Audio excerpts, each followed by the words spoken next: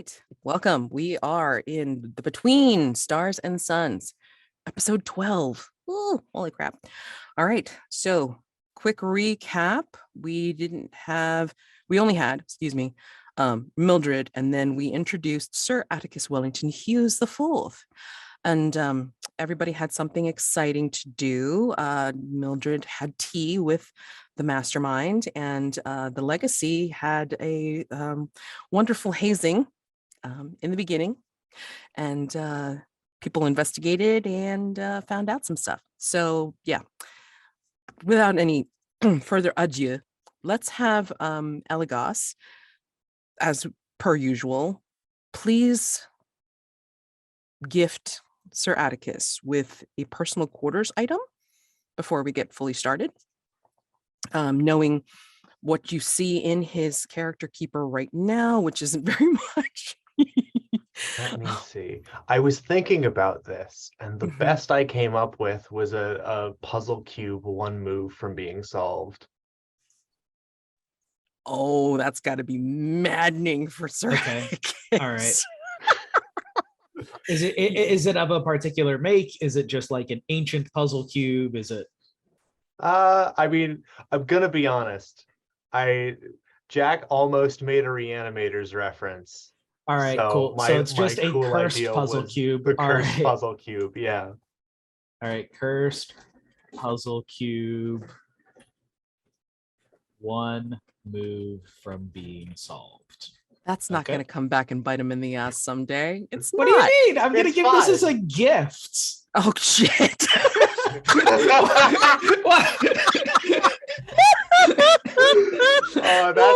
the monster hunter mentality. I'm going to cry. Oh, my God. Oh, shit. Oh, wait. I just noticed something. Mildred, you didn't put down the plant that you got from Lord Oda. Am I not... What I'm plant? reading. You got a plant from Lord Oda. Remember, he gifted you that plant from his garden? Oh, he did? Yeah. I should have thrown that out. She's not trying to have anything from him. Yeah. Oh, you're making it easy for me. Yeah, why would she keep it? The man fed her friend. Like, I know, but get out of here. She don't trust that boy. Okay. What have I missed? Oh shit. That's what you get for not watching. But anyway, I had no choice. I know. The holidays, Mads. The holidays. Holiday schmolidays, as long as we're gaming. Yeah, now Mildred's giving me some things to think about. Okay, great. So, and here I thought I was going to be without things to do for the mastermind thread. Huh. I mean, silly. What do you even... I'm right here. I have 3 whole people I got a deck.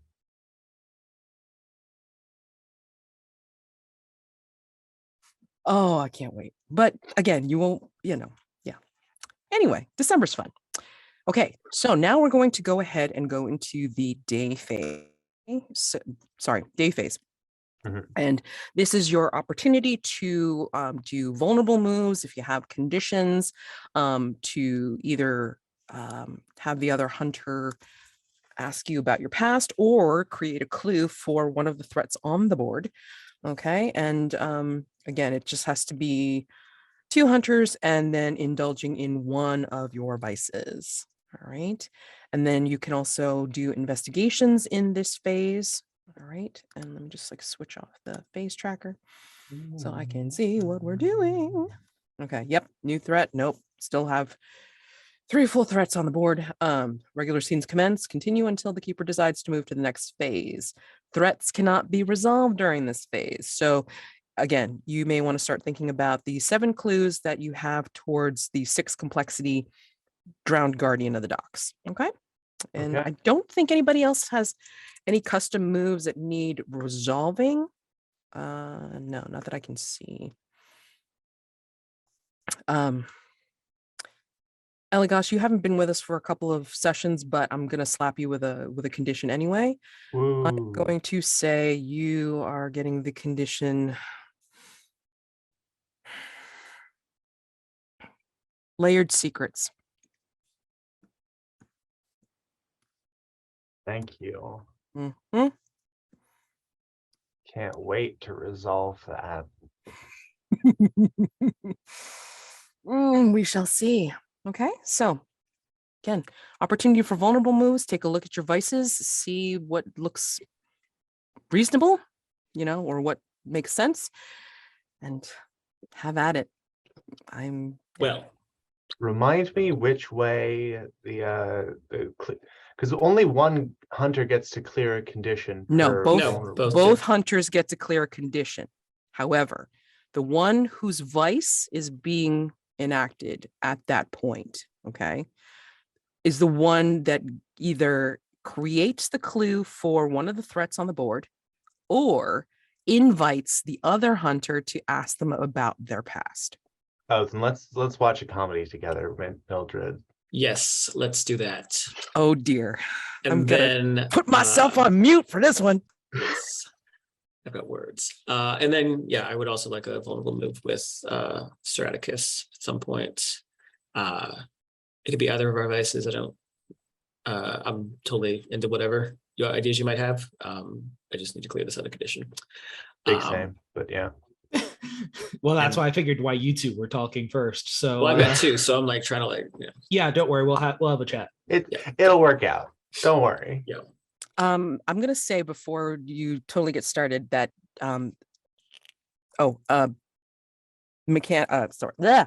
of character, please make sure that your character name is showing up on the Zoom because it makes it easier for me.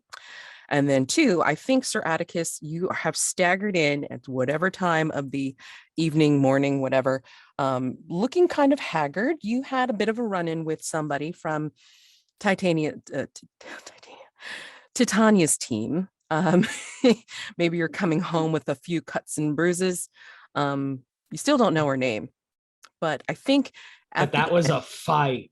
That was a fight. It was a bit of a fight. You have like some sliced up gear here. And I'm going to say you do have a smile on your face. Yep. She has a smile on her face.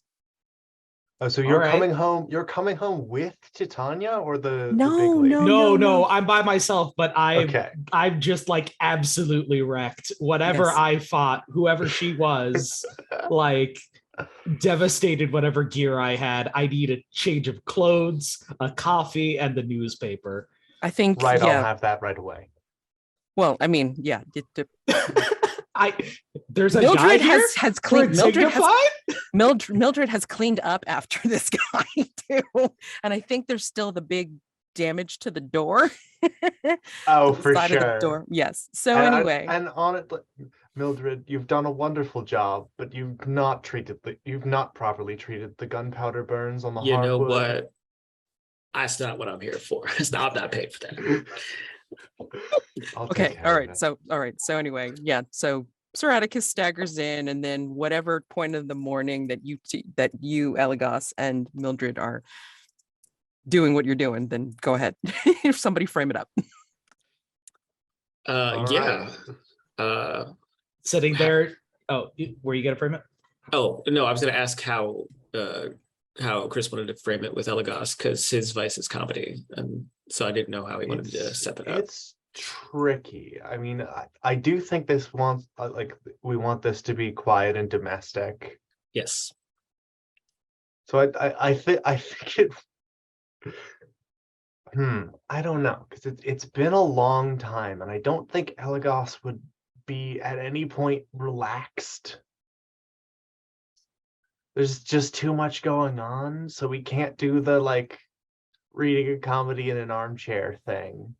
I mean, you could. It just maybe doesn't hit the same way that it ought to because of everything going on. Yeah. No. All right. I like that. So yeah, I am visibly perturbed, which is different from my usual sort of bemused manner when doing this. Fair enough. Mildred has changed. I think she's in the later stages of her mourning, so she's incorporated some purple and black into her black wardrobe. But it's early enough. She'll head downstairs, and I think just instinctively she starts to make tea, and then she will she'll make enough tea for multiple people, and then she will head towards, I guess, where do you want to be reading? I think it's close to the foyer, because I think Eligos has spent his morning like not even getting changed, just dealing with the mess of a full-on wrestling match in just the 3-foot area between the two doorposts, I guess. What have you lot been up to? Yeah, I guess I'd say that's probably like the salon, right? So yeah, she will head in with the tray in hand, and she'll just announce herself. Good morning, Eligos. Good morning, milady. I'm about to have some tea. Would you like a cup? That would be lovely. And she will set it down, and she'll just quietly, very matter of fact, set out the tea and prepare the way one would for a morning. And I think there'd be probably a couple of a couple of minutes of awkward silence as she just sort of sips her tea and lets you read your book.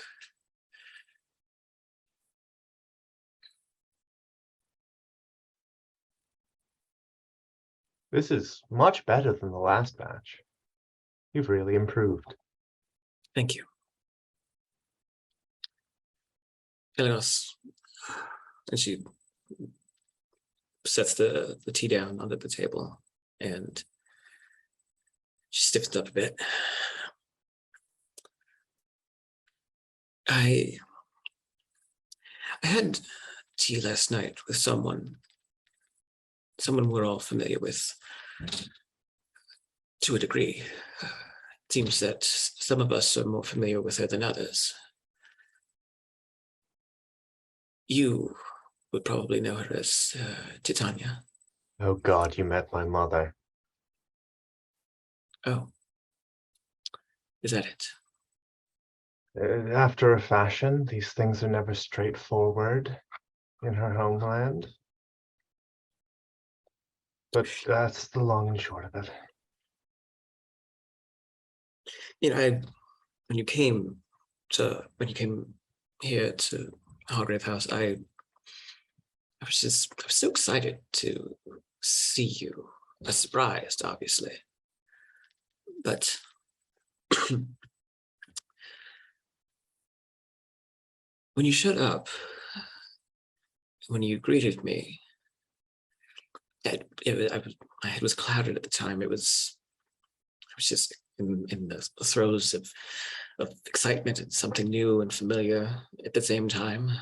But I realized, looking back on it, that you came here and announced yourself, and you came here and called me Miss Bloom.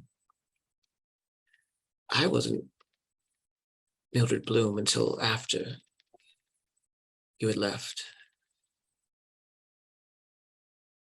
Where have you been, and who are you? What are you? Must forgive me, milady. I cannot answer that. That isn't good enough for me.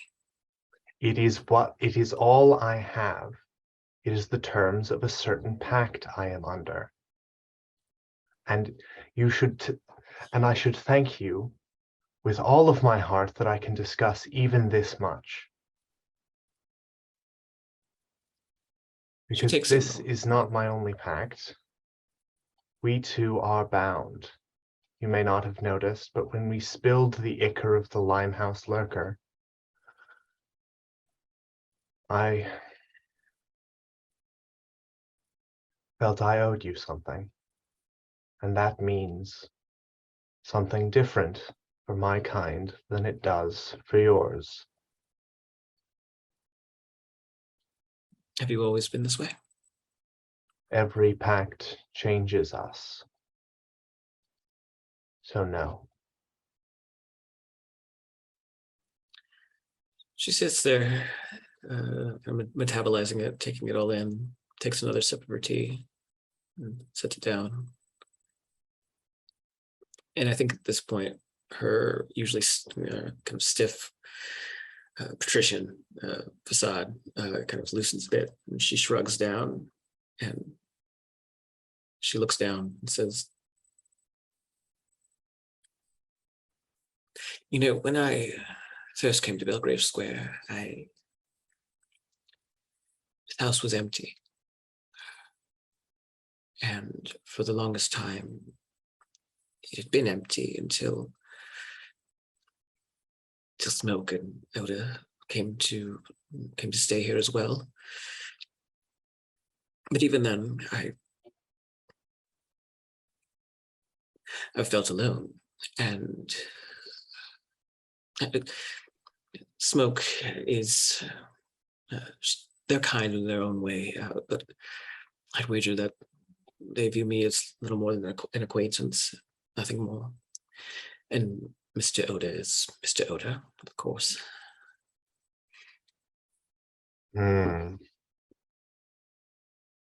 I resigned myself to a role tending to this house and its callers for so long, and when you surprised me here, for the first time in years, I thought I had someone in my corner, someone I could turn to, someone I could trust.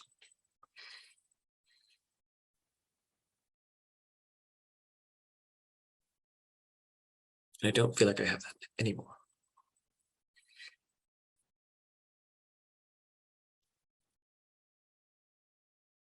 You must forgive me. Honesty is not. It is not readily in my nature, but I can promise you that I have been as honest as possible. I have told you the utmost truth that I am able, and it is my greatest regret that that is insufficient.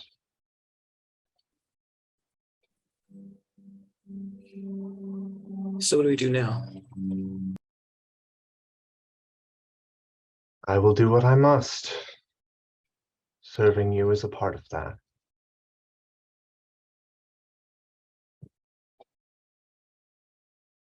That doesn't mean I don't want to do it. It means that I don't know that I'll be able not to.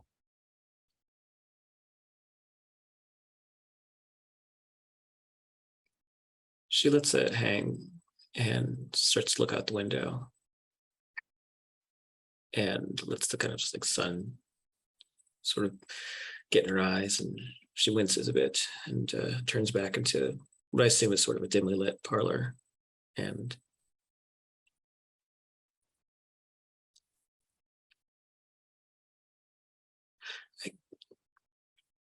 I came here because I believed I could help people, and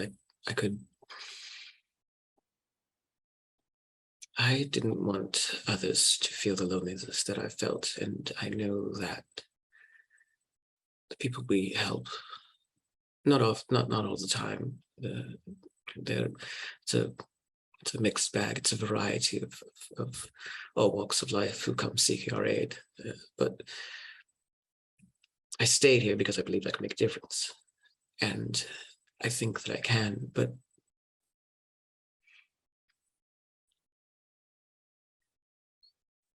you have thrown everything into doubt.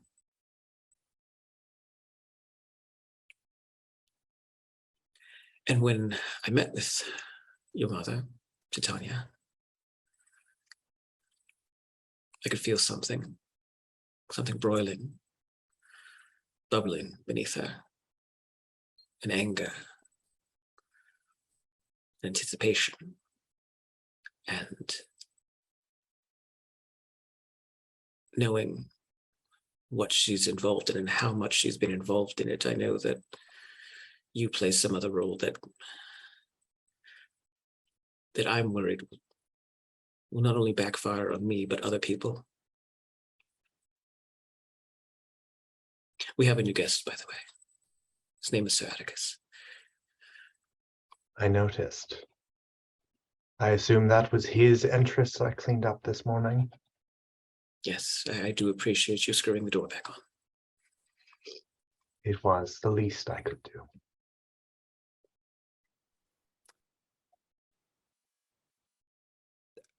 I'm going to say that take a look at some conditions here before we go on to Sir Atticus. So you have stormy weather and sorrowful guilt. Which do you think at this point that you can release, Mildred? I think the weather's still a little stormy, but I think her mind is preoccupied to feel too much guilt, and she's like at the end of her mourning. So okay, all right, that's fine. And then Eligos, do you feel that you've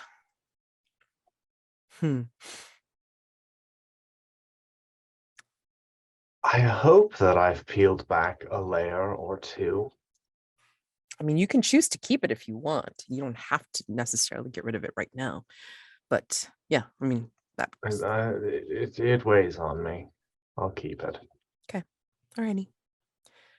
I think at this point, for wherever you guys said you were, I think Atticus, I think you've you've changed. You've done your morning ablutions to try to clean yourself up and enjoying the morning paper and whatever you find for coffee brewing in the kitchen, which you find is, well made and ready.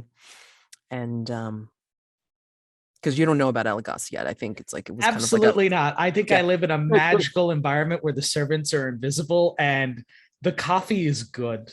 Yeah, and it's also too because there's also servants' quarters that there's like secret back passageways and all that fun stuff. So I mean, like you wouldn't necessarily see Eligos like right off the bat either. I know your type. I'd stay hidden. So you've never met a guy like me, buddy. Okay, can't wait.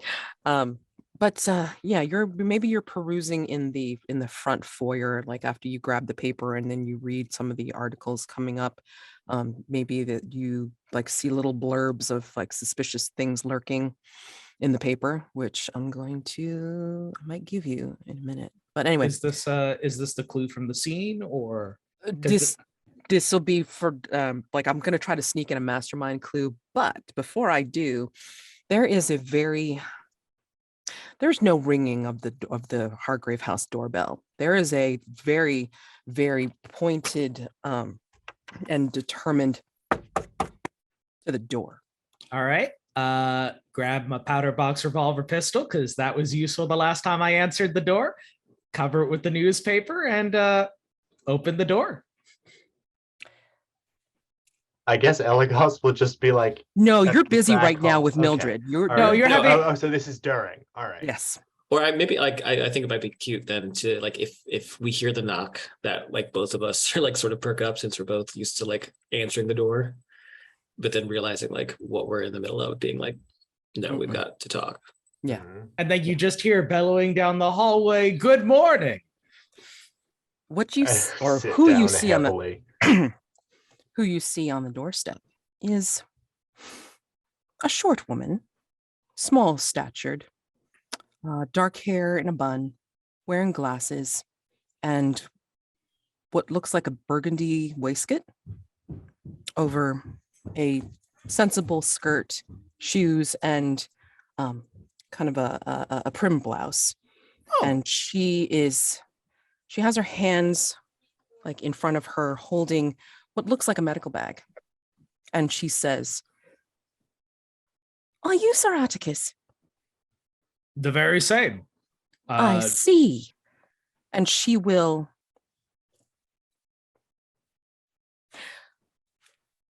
keep the medical bag in one hand and literally like pummel you in the chest as she pushes past you. "Excuse me, madam, I don't believe I quite caught your name."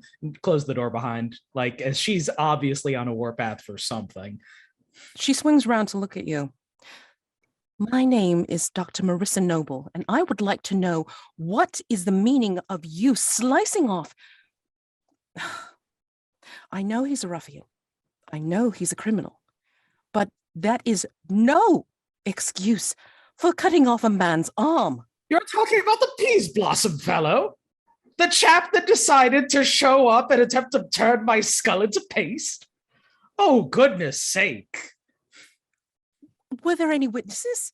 I mean, Aside from the Puck fellow, who I went and had a drink with, but all said and done, it was all very peculiar, but I so suppose you are that's... rather callous, and you're basically going to almost murder a fellow, and then you're going to go out with his companion and go drinking to celebrate? The man took a shot to the chest and then got back up and picked his arm. Back up. I was not very concerned for his well-being so much as my own.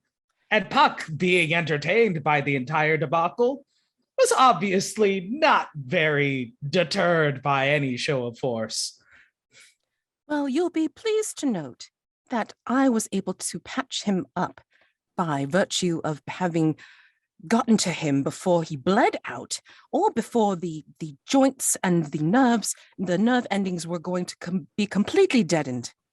Thank all the gods and saints that you were there to help Dr. Noble. You met him with undue force. With equivalent force. He had his fists. He did not have any weapons on him. Madam, shall I show you the door frame that was cracked? Good hard wood instead of my own skull? Or would you prefer to handle a concussed, possibly nearly dead Sir Atticus in that matter? Well, I am skilled in forensic medicine. And that would do me so much good on the coroner's desk. I just wanted to come over and see what kind of man would do such a thing. And your assessment? A bully. A crass bully.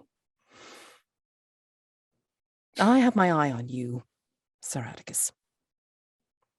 Family or no.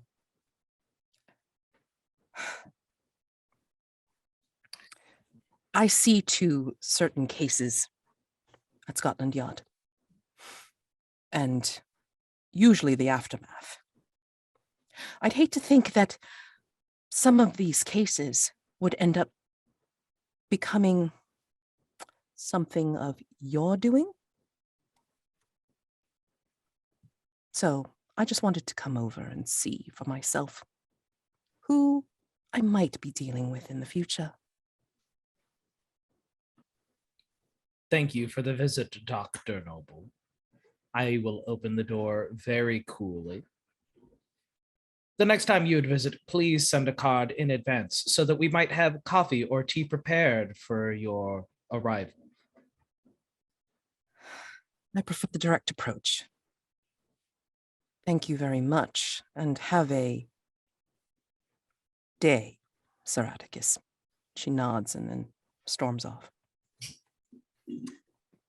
I'll watch her walk away, look at the door frame, still cracked at like solid hardwood. I did the right thing. And then I'll close the door. All right, so. Okay, lady. That was your older character, right?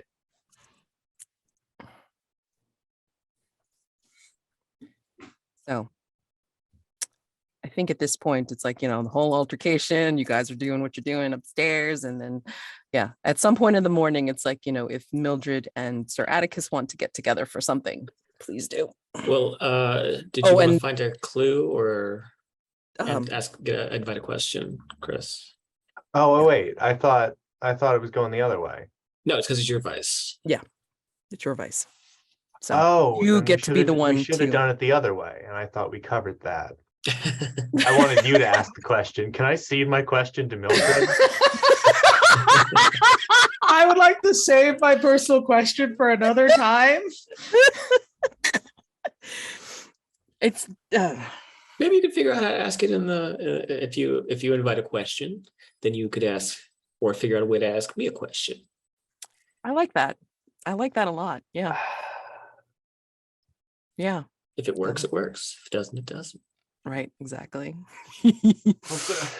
Use your ingenuity, sir. Okay. I'll work on it. You've given me quite the wordplay puzzle.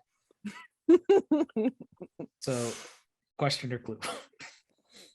I think he wants to ask the question. Gotta He be a wants her to ask the question. question. I just need I need some scratch paper in about 10 minutes. That's fine. You can have that. I'm sure that Sir Atticus and Mildred can have a scene. It's fine. Yeah, I mean, yeah, I think that'd be cool. Maybe just coming Yeah. back to it. Yeah, no, because I mean, like you can always like roundabout for maybe Yeah. when you're We investigating live together, so I mean, Yeah, we yeah. see So each other sometimes, twice Yeah. a day. yes, If I can help it. yeah.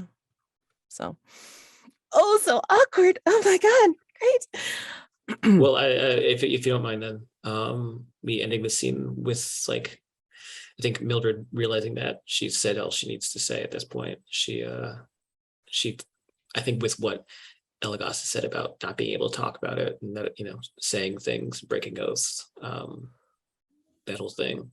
I think she just realizes that she's just, she's not going to get anything more out of him right now, and so she'll look to him, stand up with the tea set in her hand, and say, "Well, I wish you a good day.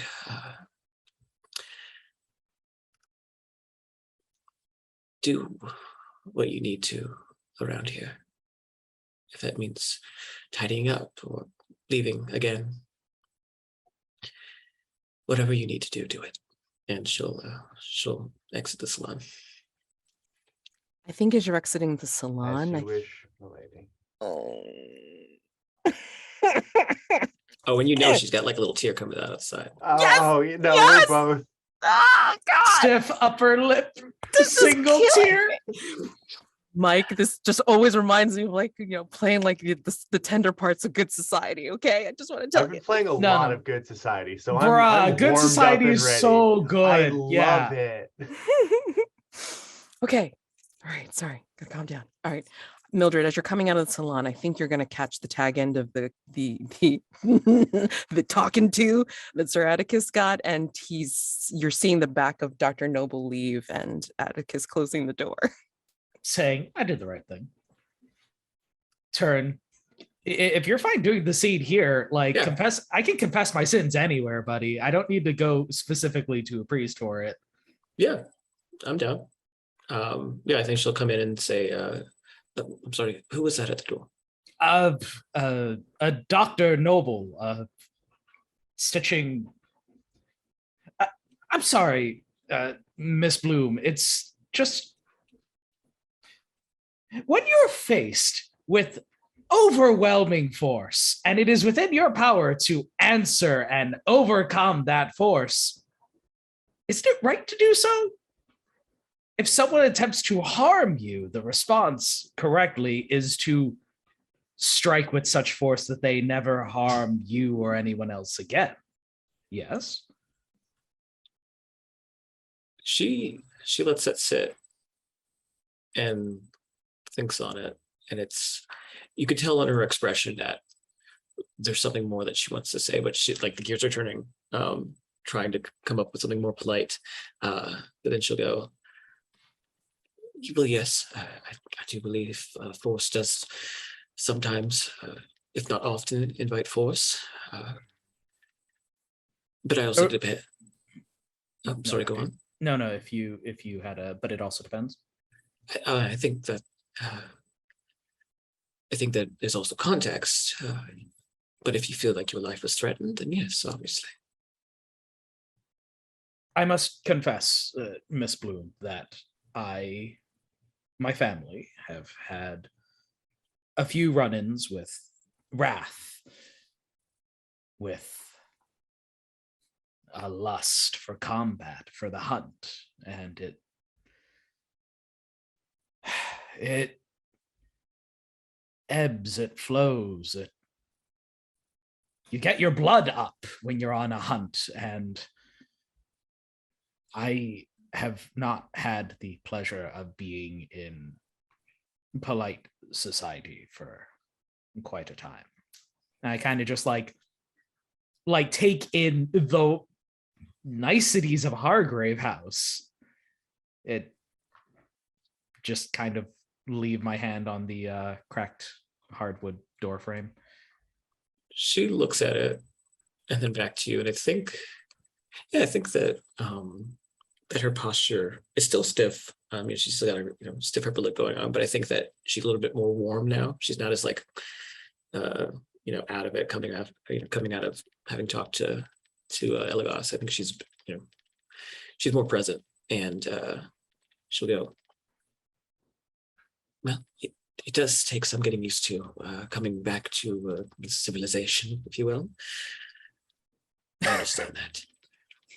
Indeed, especially with such damnable strange neighbors you have here at Hargrave House. That Peas Blossom fellow definitely could take a hit. Peas Blossom, you say? And his compatriot, the ever elusive Mr. Puck. Man can definitely drink, that's for sure. But always seem to be laughing, not necessarily at me nor with me. She'll hearing those names and then remembering Titania and the Midsummer's Night's Stream and all of that, all the lore. Were they peculiar in any way? And I don't mean,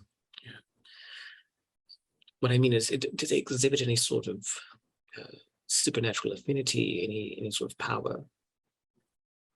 Well, I can tell you most certainly that Peas Blossom is no mortal man.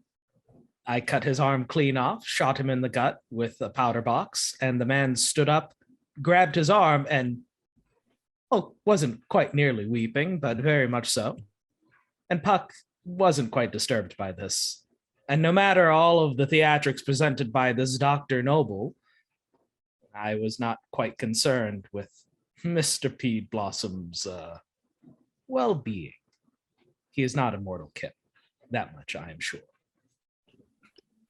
Well, I do appreciate you handing down the fort then.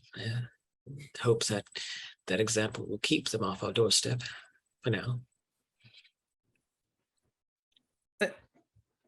He's kind of taken aback for a moment. Thank you. I'm not necessarily used to defending a location. Usually we have a base camp and we go and we hunt and then we return. You are most welcome, Miss Blue. She'll just, as warmly but politely as you can, she'll smile back. Yes, well, if you like, I have some tea. I did not finish all of it, but if you'd like a cup, I can prepare one for you. Madam, I would love a good cup of tea. I've been over with the Americans for so long. While I do have a taste for a good cup of coffee, there's something to be said for a properly prepared cup of tea. Of course. And she'll nod and sort of like gesture with a little nod to head and follow her back to the kitchen. Yep, and I'll follow along. With the leaving that scene, conditions. So, do you think that you have addressed stormy weather in this case? I think so. I think that like being able to speak to a stranger kind of calmed her down. Sure. It's like that like weird defensiveness that you get with defenselessness. Words. Yeah, that's fine. Cool. Transience and freedom of anonymity, etc. Yeah, exactly. Too many S's. And So this was a yeah. Sure. Defenselessness. Yes. And then Sir Atticus, do you feel that you can address the being marked by Peas Blossom having had talked to Mildred? Not really. Like, if anything, I'm kind of bragging to anyone who will listen. Yeah, I fought Peas Blossom. He wasn't anything. I'll kick his ass again if I need to.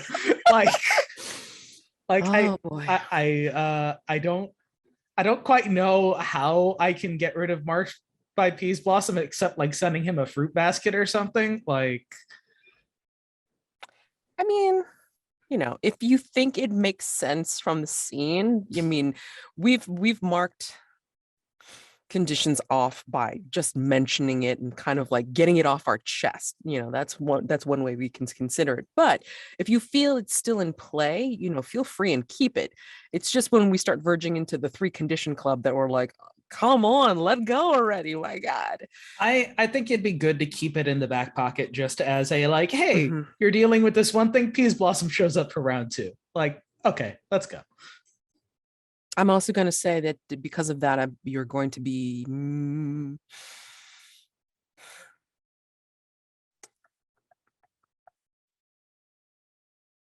I'm giving you the condition marked by Dr. Noble. Okay. And he is going to watch you. Well, can he clear that one? Nah, I'm fine. Listen, all I need is for Dr. Noble to be driving just like a car with Peas Blossom in the back. They'll throw a brick through my window or something, and we'll be good. It's not her way, dude. Okay. Yeah, and then I'd have to fix it. So Yeah. And I will say that as you're leaving the room, would have to fix it. I would. Anyway, as you're leaving the room, as you're following Mildred out the door, there is a mirror in the foyer that I mentioned before. Yep. As you're passing this and you're seeing your reflection in the mirror, maybe as like, it's kind of like passing through, it's getting closer, you're getting closer, and then like, you'd almost meet if you were like, facing off. You notice out of the corner of your eye that there's something about the hand of your reflection, as if it was going towards the burden. And you didn't do that with your hand. They got some weird mirrors here in Hargrave House. So that is your mastermind clue that I owed you. A hunter's reflection briefly fails to match your movement. Okay. I will put that into the mastermind clue list in a minute. Okay. So vulnerable moves, for at least this point. Yes. I was going to say, could I have Mildred just ask me a question about myself and I'll answer honestly? Yep. While she's prepping tea? Yeah. Sounds good. Like, for that. Just fade cut over to in the kitchen, drinking some tea. Yeah. Ask me a question. Yeah. Would you like a little marshmallow? No, that's not a question. Boy, would I ever. Thank you. Thank you, Mrs. One lump B. of two. Yeah. No, I think she'll dignified. have. We're British. So Keep calm and carry on. rather, yes, quite. She'll be standing, watching him drink the tea. Does he like it? Yeah. Okay. Yeah. No, like, Because everyone else hates it. So this is like the first cup of decent tea I've had since I got off the boat. I hope it's to a liking then, sir. Thank you. It's quite good. If you don't mind my prying a bit more, it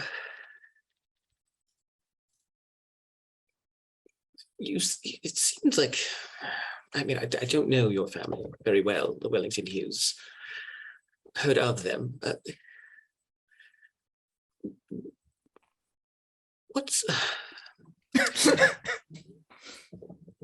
Why here, given their reputation, given their money?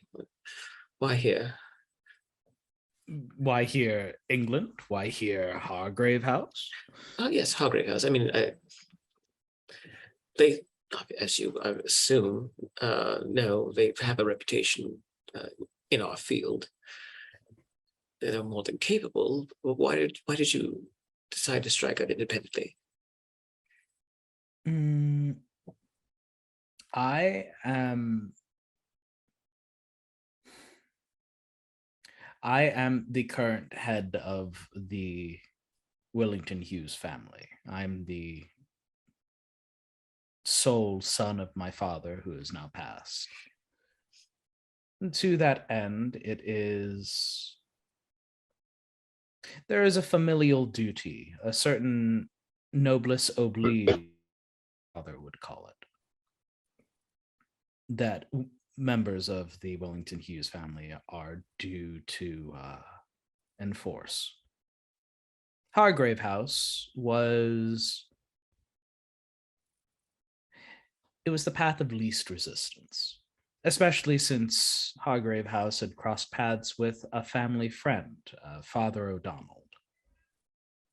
Hargrave House came at his recommendation, in fact, said that you lot took care of some nasty beast, a gargoyle of some kind. And I trust his judgment. Atticus says just a little softer. Well, I hope we don't disappoint. Nonsense, especially with tea this good. And your manservants, whoever you had that fixed the door and cleaned up the foyer from that peas blossom incident, is simply impeccable. Oh, well, I cleaned up the blood.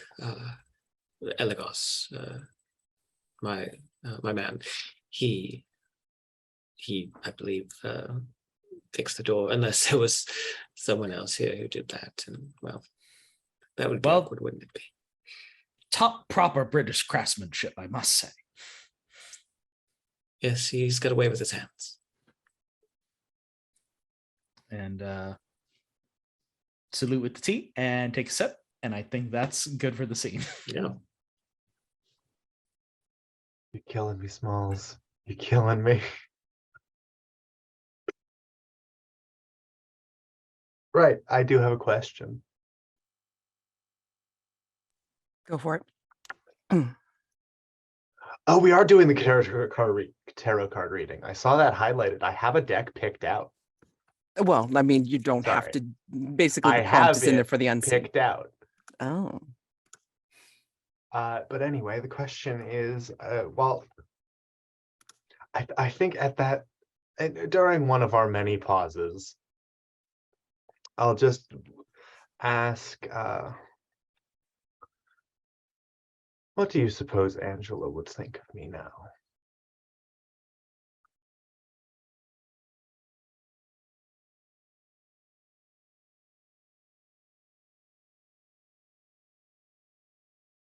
I remember her so fondly, but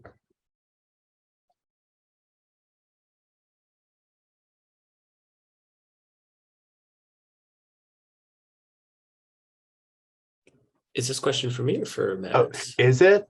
Oh, I thought Angela's your name, right? Yeah, no, but I'm like, are you asking? Yeah, no, that is Mildred? that is my question for Mildred. Oh, okay. That is my question you must answer honestly. Sorry if that wasn't clear.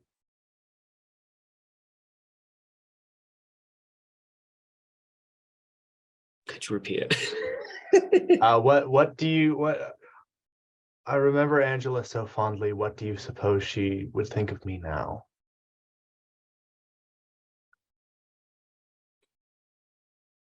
She'll look down at the floor, contemplating, looking at the marble in the foyer. She'll look back up into his eyes, and hers are sort of glassy now, welling up, not with tears, but just sort of definitely and feeling something right now. And she'll say, I think she'd think that you haven't changed. But she was also a girl and didn't know much about the world. Mildred, however, does. And she knows how painful it can be, and how cruel it can be.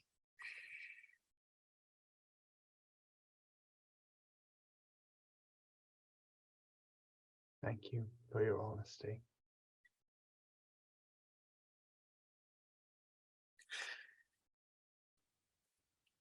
And you can tell like she's like holding back, and she's very much in that like holding back something that she wants to say, and she's like hand wringing right now, and it's that sort of like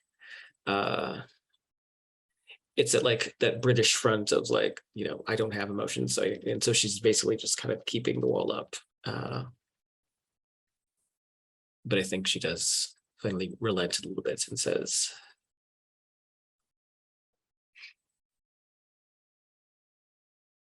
you know what I went through when I left home and before I came here, between that time?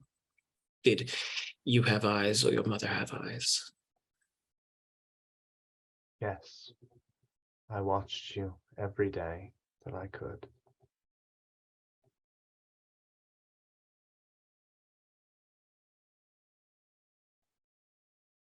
I And cannot say more. of course, I must be off. I have some things to look into.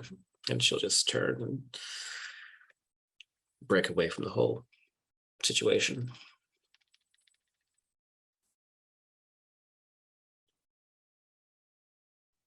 Oh, this is so painful. Oh my god. Okay. Anywho, so day phase, you have the opportunity to investigate. If you choose to. I mean, really the only one that's investigatable, if that's a word, is the Whateley camera, because there's barely any clues on that at all. And I suppose we can choose to try and start answering a question if you'd like to review the Drowned Guardian. I mean, again, you're one over the complexity, so conceivably you could come up with a theory and resolve it in the night phase if you wanted to. So I leave it up to you. Investigate. Yeah, I'm down to theorize if you all are. I am. Sure. You Let's talk have a through some theory. things. Yes. I don't know. I don't have a theory at all, but as I'm down for it. Oh, well, Real okay. quick, I'm gonna. Yeah. Because we're at the hour mark, so we could conceivably take a break. We're gonna remember this time. The lovers and the ace of wands. Sorry, I'm literally just pulling out cards. I mean, you don't have to, but it's They're fine. so pretty. Oh, okay. Everyone deserves to see this. But I kind of want a scene of just Atticus like flipping the camera, just investigating it. Just We haven't met. We should investigate together. Oh yeah, you know what?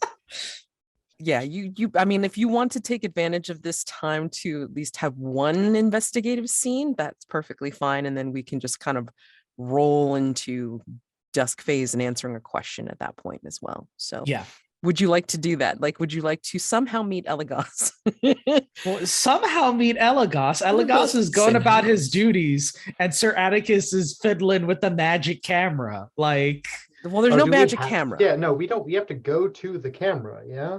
wait, Yeah. we have to actually go to the camera? Okay, so let me just do a quick summary of let me explain. No, take too long. Okay. So the way it works is that the Whateley camera is something that is purported to have people disappear when they have their picture taken by it.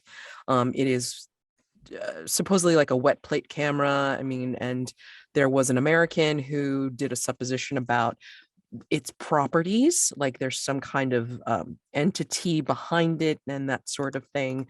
And so this actually was brought to Hargrave House's attention by the lover of an actress whose picture was taken and then she disappeared. Yeah. Okay. So the American had the idea called the fragrant void. He studied the camera for a number of years, proposed that it was some sort of entity, a demon, or even a god, and that the people who went missing had been transported to another dimension. Yeah, the fragrant void, a sort of proto-Earth that existed in near total darkness and was home to powerful entities who were banished by God on the first day of creation. That was his viewpoint anyway, at least. Okay. And he believes some of those entities could still operate in our world, hidden from view, perhaps through common objects like the camera. Let me see. So Okay. before I've he got all could 5 cards. before he could present his work for review, he was killed and his notes were destroyed and the camera went missing. Wait, his Right? notes were destroyed. So how do we know about the whole demon and theory and everything else? Did he submit it somewhere else? He was going to submit it officially, but let me see. So he like submitted a draft to someone for peer review before officially Yeah. submitting it. Okay. All Before right. officially submitting it and presenting it, his notes were destroyed, the camera went missing, and then the actress Penelope Levy disappeared, last seen at the Society Obscura, an exclusive and secretive club for wealthy photography enthusiasts located in a converted townhouse in Kensington. All right, cool. I yeah. know exactly where I'm going. Same. Cool. Cool. If you can't get us past the door, I sure can. My good man, I like that confidence. Oh, I know the bouncer. I'm not sure what they'd be called at the time, but bouncer. Bouncer is quite good. They bounce, they trounce, they do everything in between.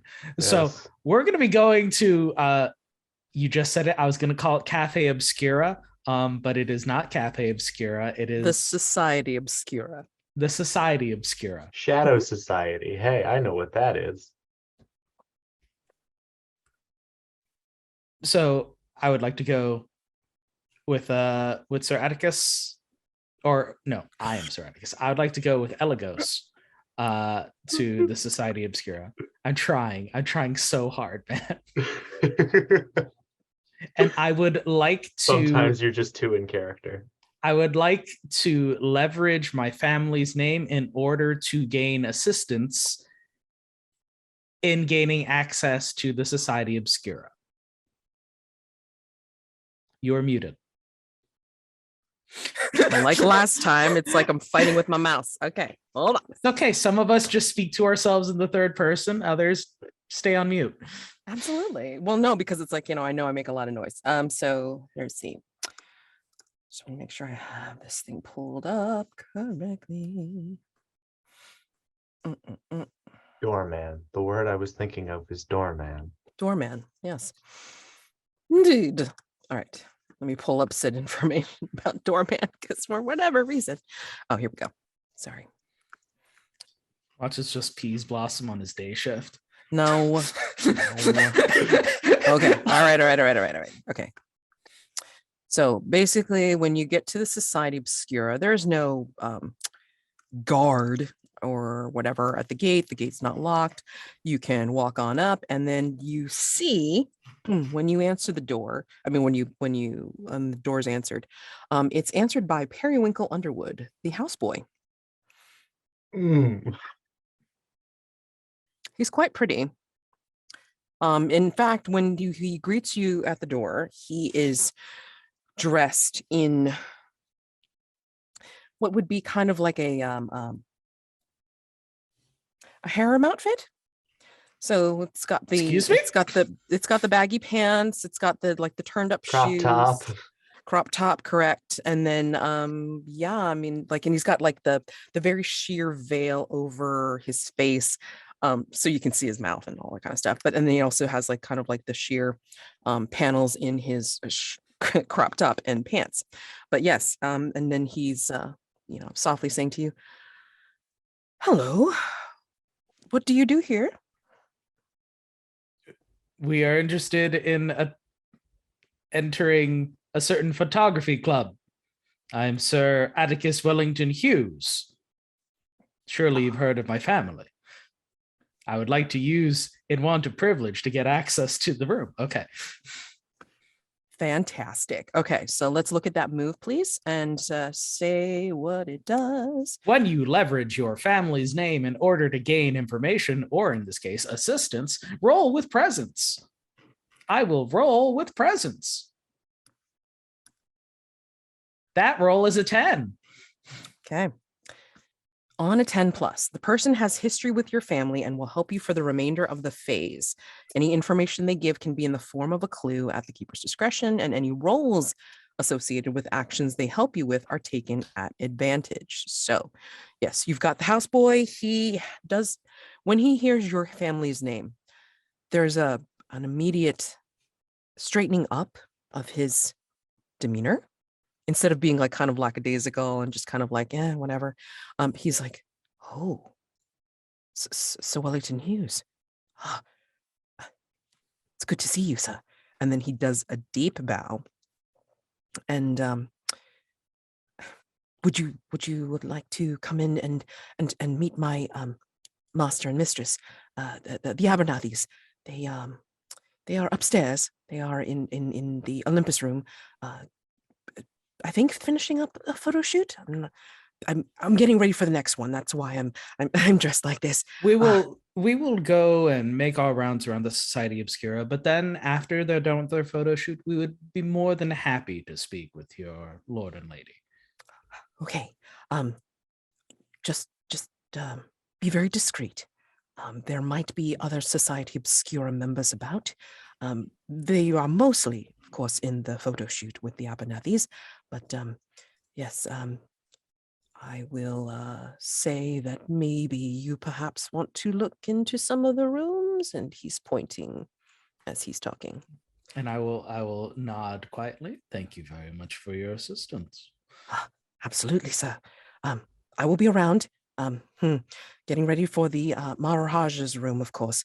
But when they're done up in the Olympus room, then they'll be down. I will try to signal you when that happens. Thank you. And he withdraws, and then he lets you in, you and Eligos in. And yeah. Let's go investigate. Let's go poke around some of these rooms. Now, Smoke had already poked around like a couple of the different rooms, and there were paint the scenes for some of them. But I mean, again, since I didn't remark on them or remember, you're perfectly able to go into all the different rooms that are available and just check them out and then see if you want to roll for clues. Okay. Yeah. Okay. So there's the jungle room, the American West room, the Maharaja's Palace room, which he's kind of like flitting in and out of. Yeah. Yeah. The Olympus room is, of course, all the way upstairs. And there is also the astral plane room. And the woman who disappeared was an actress? Correct. We have no information about what, do we have the photographs? Do we have any information you about have what the she was photograph. You have the what photograph. Does she look like? She's beautiful actress. I mean, of course, black and white. Is she themed to any of these rooms? No. She's actually dressed like she's dressed normally. But the only thing that was remarked upon when the American had seen the picture was that her eyes in a black and white photo appeared glowing green. Okay. So they thought that was something like weird and strange about the camera. But yeah. Okay. Professional curiosity. Let's go to the jungle room. I've been among these city slickers for so long. I'd like to be in the wilds for just a minute. And then afterwards, disappointed, sir. I'm absolutely prepared to be disappointed by whatever London believes the wilds to be. However, I will temper that as much as possible. Let us go, Eligos. After you, sir. What do we see, Mads? A room in the Society's townhouse used for artistic photography. It's decorated to look like an overgrown jungle. Paint the scene. Do you find the decorations here surprisingly lifelike or hopelessly gaudy? And why? And this is a paint the scene for everybody. Not in character. I've got one. Okay. Not in character, no. We should all. I mean, I assume it's a mix of both, which is the most fun option. But I think there is an elephant that is very clearly stitched together from the skins of elephant seals. Like it's not the right animal. Okay. I'm gonna say. Oh, go on. No, after you. Okay. I'm gonna say. Let me just make sure the safety. Yeah, there we go. I'm gonna say that there is. It's a mix of both, obviously, but there is. Perched up on a branch in this like makeshift tree, there is a jaguar. They're frozen in time, but to be taxidermied, but they have been nailed to the tree branch to stay in position. They have wonderfully crafted foliage that is all rubber. They could not stand to have actual trees and like fresh greenery. Everything is just like floppy rubber leaves and like vines that bounce. that looks great on camera, but here, Sir Atticus is just looking around in horror. As well you should, because that's fucking horrible. Sorry. Okay, so My standards were so low, and yet I'm still disappointed. Yep. So you can take an investigation move. Eligos, if you want to, you can also be in this room and do an investigation move as well, if you'd like. Yes. Okay. So Absolutely hold on a right. second, boys. I have my expectations were so low, and I'm still somehow disappointed. The Rainforest Cafe. We are just the British Rainforest Cafe. Oh Lord, oh God. Okay, so yeah, this is just gonna be straight. Actually, hold on a second. Now that I think about it, give me a second. Can I investigate with vitality? I want to be flipping things over. I want to be poking about left and right. You're gonna make yourself known that you've been like mucking around in this place, really? I mean, you If can. he does if you that, I want. leave. Okay, then we're looking for spooky Do it. stuff. Just throw things around. No, I will try Be a and brute. hone my Be senses. in civilization, dear. I Be a will. brute. Throw it around. Down This is an girl. affront to your very nature. I will try and All this rubber plant. You're so really gonna be offended. You delicate about want to throw this? things around. I really Oh, want to so badly, but I promised the door boy that I wouldn't make a problem for him. Yeah, don't. I would like to at least maybe try and like reach out and see if I were to hide something, what feels off in this room. So you're doing an Inigo Montoya right now. With sensitivity, yes, 100%. Okay, then you have to pull your cutlass out, and then I mean you can't mark it, but I mean like you have to pull your cutlass out and make like you're doing the yeah.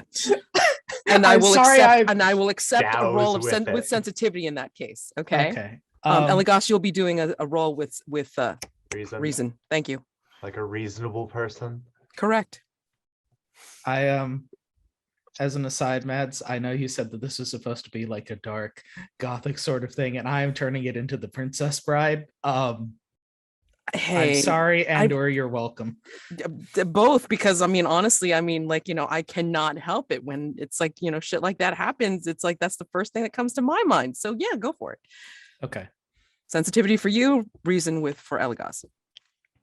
It just makes it more impactful when you finally do put your serious face on. It really does. It really does.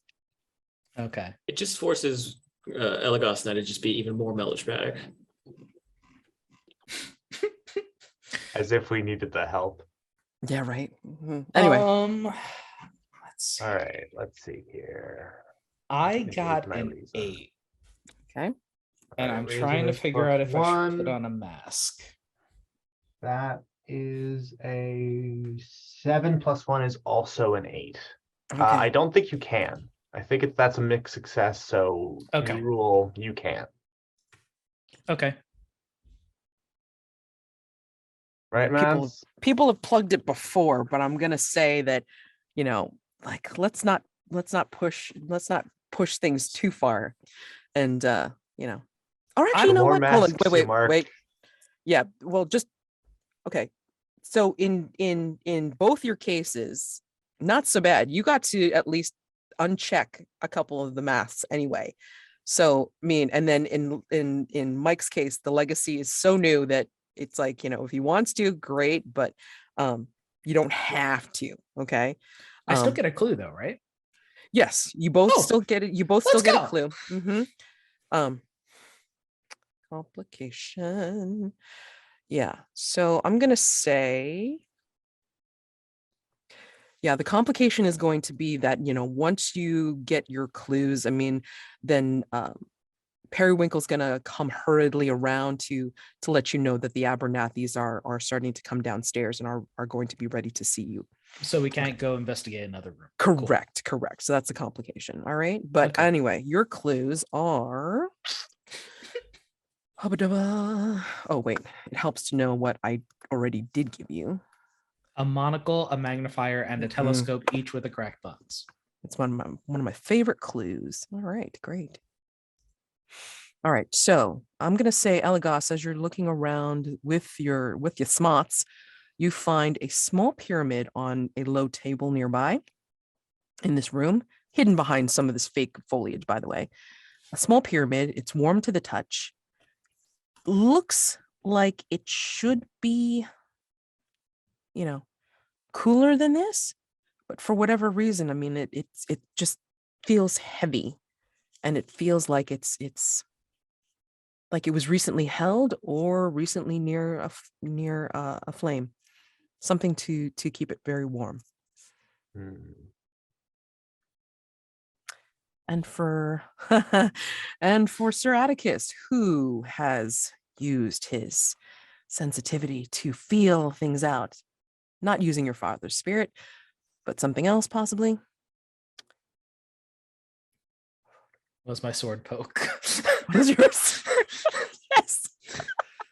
Like, there it is. Right. Oh my gosh. There's like some funny things I could possibly put in here, but I don't want to. Let you choose what your heart desires. It's up to us to make it make sense. Yeah, that's so true. That is so true.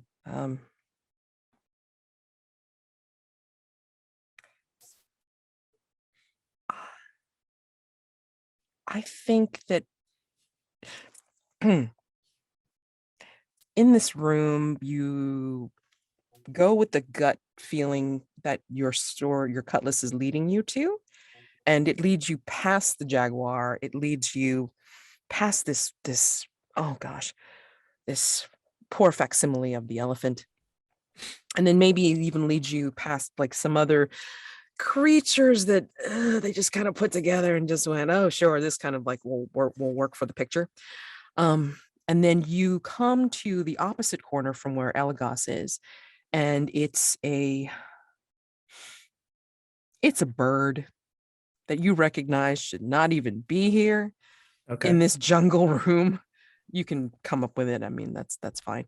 But your sword ends up poking it almost to the point of like almost chopping it open, but luckily you stop yourself in time. Okay. And when you poke it, you realize that there's some paper sticking out of it underneath a wing. And you pull it out, and it is the script for a play you've never heard of called The Ecstasies of the Pythia. Pythia. Script for a play, Ecstasies of the Pythia. Okay. Tucked in a toucan wing. Got it. I don't know it.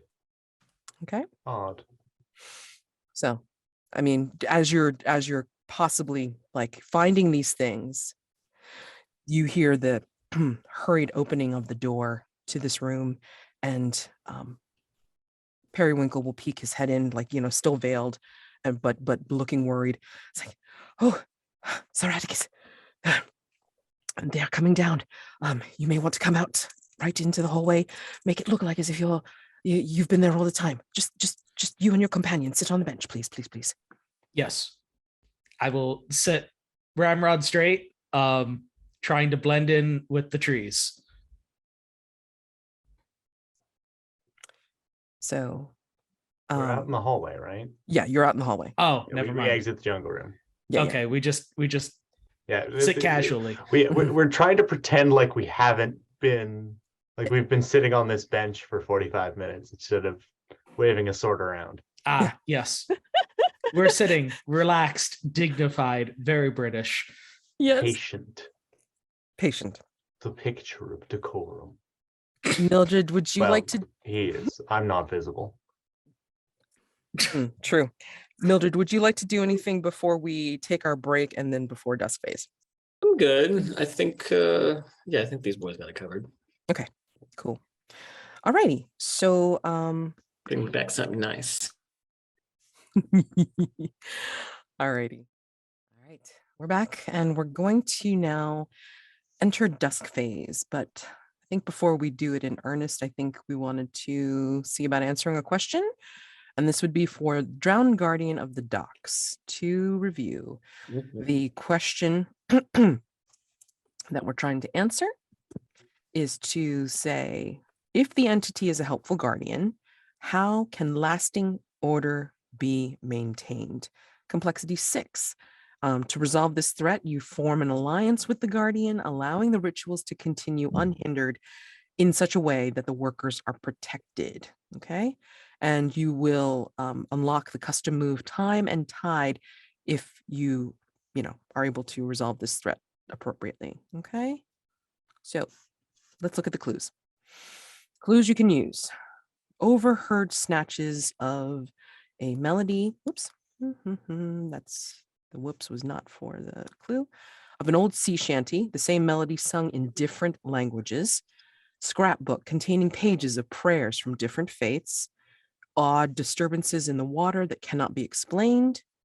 A stylized cross in the form of an anchor with Cross of Hope written on it. A deformed fish with extra eyes and flailing crab-like limbs. A worn copy of Mogg's New Picture of London and Visitor's Guide to its Sights, 1844. The London docks are bookmarked, and there is a passage that says, "A wonder of modern engineering brought about through the valiant determination of countless workers to increase commercial wealth and advance public improvement and happiness." And finally, the muted sound of bells and singing at midnight. So, complexity 6, 7 clues to use. You don't really care about what year, decade it is. I mean, this is very specific. I mean, I guess we get to answer that because it's an it's an 1844 pamphlet, and I've been Mhm. running like 1880s in my brain. I have two, yeah. That's fine. Yeah. So it's old, but somebody clearly thought that it was important to note that these are the London docks. Remember the time where we were prosperous and people held us up on a pedestal, maybe? Sure. Yeah, What are I'm you guys wondering. Oh, go on. What were you thinking? So I'm thinking that I think the disturbances in the water that cannot be explained have something to do with the weird mutant fish. Mhm. Since the question to answer is how do you keep order maintained, I think that there's probably or possibly a ritual that involves like maybe some like interfaith banquet, and that banquet, sort of ritual banquet, involves the eating of these sort of strange but sacred fish. That's all I got right now. Okay. Like an ingestion Like of that. power. Good starting point. Let's see here. I mean, lasting order maintained, something that uses a lot of the clues is keep the prayers coming. Make sure that London is like a big port, that multiple people of different nationalities, different faiths, all give their due diligence to the Drowned Guardian that keeps the docks prosperous and good. Yeah, a Maybe- lot of these clues involve the sort of blending of many things, Yeah. including the deformed fish. So we have the prayers, the fish, and the sea shanty are all like a blend of many disparate things. So I think it might actually be part of multiple rituals. That also, I guess, includes the Cross of Hope. Yeah, I was thinking that like the religion or order that is like that worship the spirit is Cross of Hope. Like that's maybe they're like the name that they go under. And maybe the muted sounds of bells and singing at midnight. That's like when whatever ritual has to happen or whatever like service they do in service of the spirit. They always do it at like maybe the first midnight of the full moon or the first midnight of every month. Something like that. But I think Yeah. it's fallen out of vogue. And I think that publication 1844 is when it happened, because instead of saying like it was that point of human hubris where it's not, we don't owe this to anyone but us. It was valiant human determination. It is mundane, like profane in the sense of not sanctified, not holy, profane modern engineering. We can leave those things of the past. And so like it's about like a reconnection to like these older rituals. Yeah, from Yeah, no, before the like- docks were built. Yeah. Yeah, no, and like I think the fish is just kind of, I want to make it, as opposed to just like a symbol of blending things, kind of a warning of like, you guys are on thin ice right now. You guys still fish. You guys still need the prosperity of the sea, regardless of what you build on it. So it's not like it's not like an offering, it's like a warning. It's a warning that, hey, you haven't prayed to your local drowned guardian of the docks recently. Things are gonna start getting a little messed up. We can blend things other than prayer. Like, yeah, find out. So then am I understanding then that like the same melody sung in different languages is like heretical to this sort of cross of hope? I think that's the ritual. I think like they're trying to blend everything together. The scrapbook containing pages of prayers is like, okay, we need to find a prayer to the drowned guardian of the docks that doesn't cross any lines with literally any religion of people that are coming in here. Like there's probably just a very deadly, because there's muted sounds of bells and singing. Somebody is still keeping the ritual, but there's so like there is a cleric of the drowned guardian of the docks who's very desperately trying to weave together like the perfect prayer that is inoffensive to everyone, but makes the drowned guardian happy. If you bring in, that's going to be tricky. If you bring in, the previous questions, clues, like just to kind of keep the connection going with this theory, which I really like. Like, you know, think about it. It's like, you know, Eligos saw several unconnected people with seaweed bracelets. They were of the different faiths. They maybe like weren't even of like the original like rituals, but they were brought together because of being saved by the guardian, and they're been marked by these bracelets as like they're one of mine, or they're one of, you know, that we are a brotherhood together. And if we're dipping into that, massive layoff at the shipping company means people do not have that dependence on modern engineering and the strength of humanity. No, you gotta go back to your roots at that point. Like, clearly embrace communism. Oh God. Embrace drowned guardian communism. Yeah. Like, but like you, okay, so I think, are we good with this thing? Like, just sum it up, because I like where it's going. I just want to make sure I understand it, because like the sea shanties sung in a different language makes sense, because it's like all walks of life work the docks, and so they'd all, you know, they would all sing worship in their own languages. But the thing that gets me though is the scrapbook with the different prayers. So back in 1844, there is a published pamphlet that said, London docks are awesome because humans are awesome and we don't owe it to anyone. This was the beginning of hubris. People started forgetting about offerings to the drowned guardian, prayers to the drowned guardian. And given that it's a dock, the people who were there probably weren't there for long and scattered to the four winds. There were people who were still dedicated to the drowned guardian, people who did remember the old ways. That's why there's still bells and singing at midnight. That's why there are sealed messages with prayers and incantations. Even if the majority of people have forgotten the drowned guardian, there are those sailors who have been personally saved, personally impacted by the drowned guardian. This person, we're assuming that there's a cleric or something that has been trying to rebuild the faith, has led sea shanties. They're like an old grizzled sailor. They know the songs that everyone sings, kind of weaves it together, makes sure that everyone is on the same page with it. And at the same time is trying to come up with a more acceptable way to popularize the drowned guardian of the docks. Or they're using it as a covert way to worship. They're trying to figure out the different faiths and figuring out how to change these wordings to their own faiths to incorporate like these secret, praises to Love the that. So they're doing this so that they can publicly still worship their public god, but still also have respect. Drowned guardian, we're in your turf. We're giving you the due diligence you are.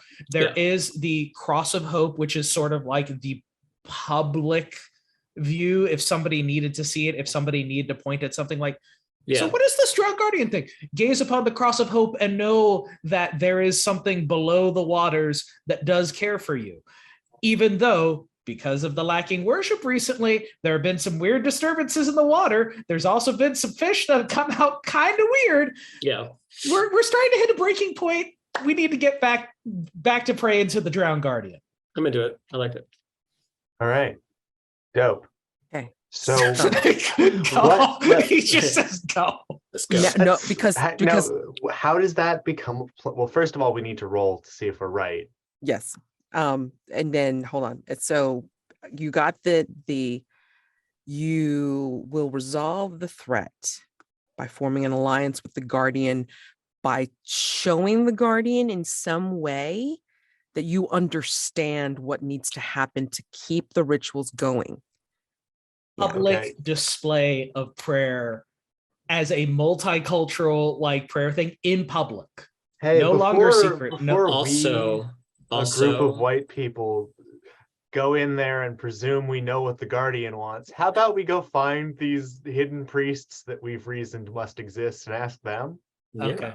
That might be enough, honestly.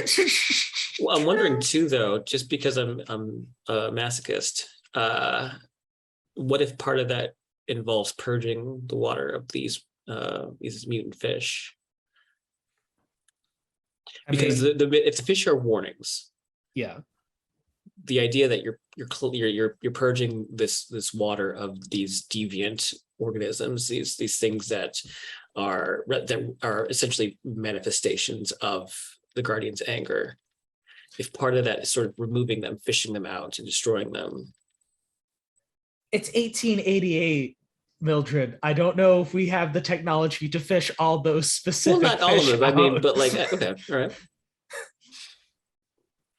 I mean, I thought they were actually. Think you have enough blood in your body to purify an entire bay. I mean, I also always thought try. that the fish were kind of like a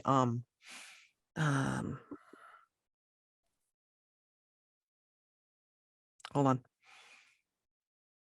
Harbinger, a sign, some kind of Well, that's like, what we're saying. Yeah, it's right. an But I omen. mean, but like not in a warning sense, more of a kind of like, hey, this is happening. You know, the Guardian is awoken and wants to keep this shit up, you know? So now it's like, you know, bringing these fish up is more of a, hey, this is showing that the Guardian is more awake, as opposed to, you know, whatever the hell you guys were doing before, like, you know, fishing the hell out of the grounds here, out of the local regional seas or what have you. So, you know, just so you know, the Guardian's on watch, going to protect the workers. So don't be fucking with my rituals, kind of thing. Okay. That's what I'm thinking. Like, you know, the deformed fish. Okay. Necessarily Okay. something that we're gonna So it's remove. less Like a an omen. it's less of a don't forget me and more of a this could happen to you if you mess with my sailors sort of thing. That was my reading, at least. Worshippers. Yeah, worshippers. Yeah, Okay. like don't mess with my the worshippers. people with the bands and the prayers and yeah. But the thing is, though, is that like the worshippers are the occupants, are the sailors who frequent this area. So like, why, like, they would know that, they would presumably know that, like, you know, these things can come up when the Guardian is, you know, stirring up. But I not don't- everybody has the seaweed bracelets though. The guy that Sir Atticus talked to may Mhm. not have had a bracelet on. Yeah. So he was one of the crew that realized that they had caught some deformed fish. So then With is the opportunity, is the resolution to that then trying to convert people, or? I think that it's not just converting people. I think there needs to be a lasting, because sailors are going to come and go. That's the Yeah. nature of the Mhm. business. Yeah. So Yeah.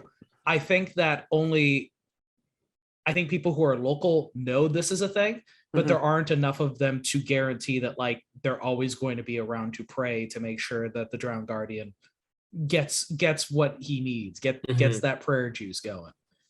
So I think, maybe like- we renovate the church. It's in Mhm. it's in hard times. It's in I mean, yeah, disrepair. it's practically a ruin. It's abandoned right now. Yeah. I mean, like Martin Gallagher, whom Mildred met. I mean, like, you know, he was kind of in a Maybe he's the cleric that. I mean, like, yeah, he was in Yeah. a drifty sort of way when you met him. He was kind of musing to himself, but speaking the words of his faith, I guess you want to call it. Hold on, let me just read that out for real quick. Are we not all like lost ships adrift on the worldly sea? Look how easily we run aground without a guiding light or an anchor to hold us. I fear the storm is upon us, and we have lost our bearings. Another idea. Well, damn. Just spell it out. Similar to all that, like it's the same premise, but it's not about trying to convert people here. It's about trying to convert others, because this guardian spirit, it is a spirit. It's supernatural, so it crosses oceans. It may be as big as the ocean floor. So maybe part of the resolution is about informing sailors who are going abroad to continue to spread the gospel to other sailors, and then you sort of manifest, and like maybe the whole goal here is to like reawaken this guardian to its fullest potential, and you do that by giving it more praise and more worship, and you can only the London docks can only feed it so much. It needs more and more and more. Yeah.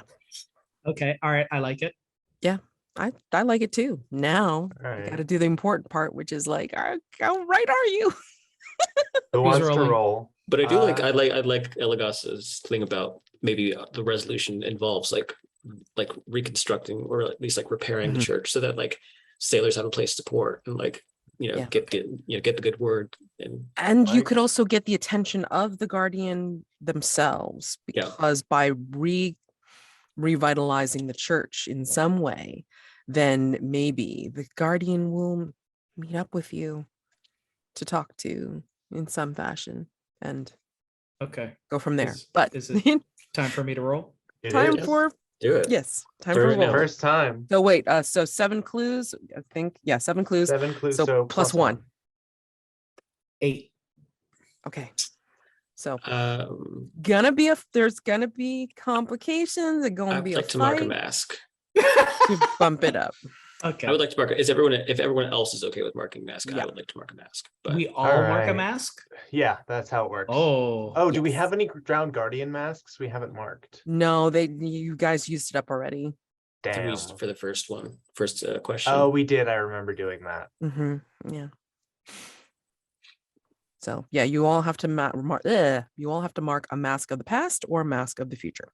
I've got a couple of masks to burn. I don't know how far along you two are. Yeah, no, I can I'm totally mark pretty one. good.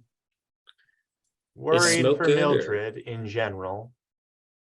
You Okay, know- so hold on before you go on. Let's see. We've got Mildred, Eligos, and Sir Atticus. Mildred, which The only one mask? I'd worry about would be smoke, because they'd have to mark a mask, and they only have 3 left. right? I'm fine taking the 8. Yeah, I mean the It 8 gets us there. yeah, the 8 gets you what, there. it's fine. Totally It's fine. right. Yep. Yeah, I don't want I don't want to do that without smoke being here, and then them having to be like, oh god. There is a complication, or this is going to be a fight. So we'll see how No, this I just wanted to have goes. a nice little construction night where all of us just get together and like Bob Vila the shit out of this place. But I guess Yeah. not. So Yeah, no, sorry. instead we gotta fight off strike breakers or I whatever. know. Company stooges. or other things. The You Catholic don't know. Who Church. knows? The Catholic Church. Another angel we gotta kill. Yeah. Yeah. Another? So, oh God. I mean, well, we killed a demon, which I mean, I guess is technically an angel at some point. No one sent by no whatever. Okay, great. Okay, so let's go follow the bouncing ball. No, I'm kidding. Hold on. Dang it. Mouse problems. Sorry. All right. So Resolution. Bring back sailor prayers globally. Yeah, So drowned guardian can get Oh, this is that fun. prayer juice. Pepper juice. Okay, resolve any playbook moves or custom moves that are resolved during the dusk phase. I don't think anybody's got anything on the table for that, so Nope. that's good. Okay, paint the scene question for Hargrave House. Tonight, we're going to, because this is so important, and this is where you are trying to get the resources together. You're going to try to revitalize the church, try to like fix it up, and then try to awaken interest and such. You guys are going to do the dining room tonight. You don't take meals together often, but tonight is an exception. What's on the menu? And this is where you would put it into rooms of Hargrave House, like, for the dining room. Okay. So what's on the menu? Meat. Big venison. We're gonna just have some solid venison here in Hargrave House. Where did you get a sacred deer? I brought it. Mm, I'll need to move some pots around. We'll get it done. I mean, I'm sure I would have brought it like dressed and prepared, like it's ready for cooking. Yes, but we only have the 4 burners. I'm No, I'm butchering these venison steaks. I lick some blood off my thumb. Like, we'll get it done.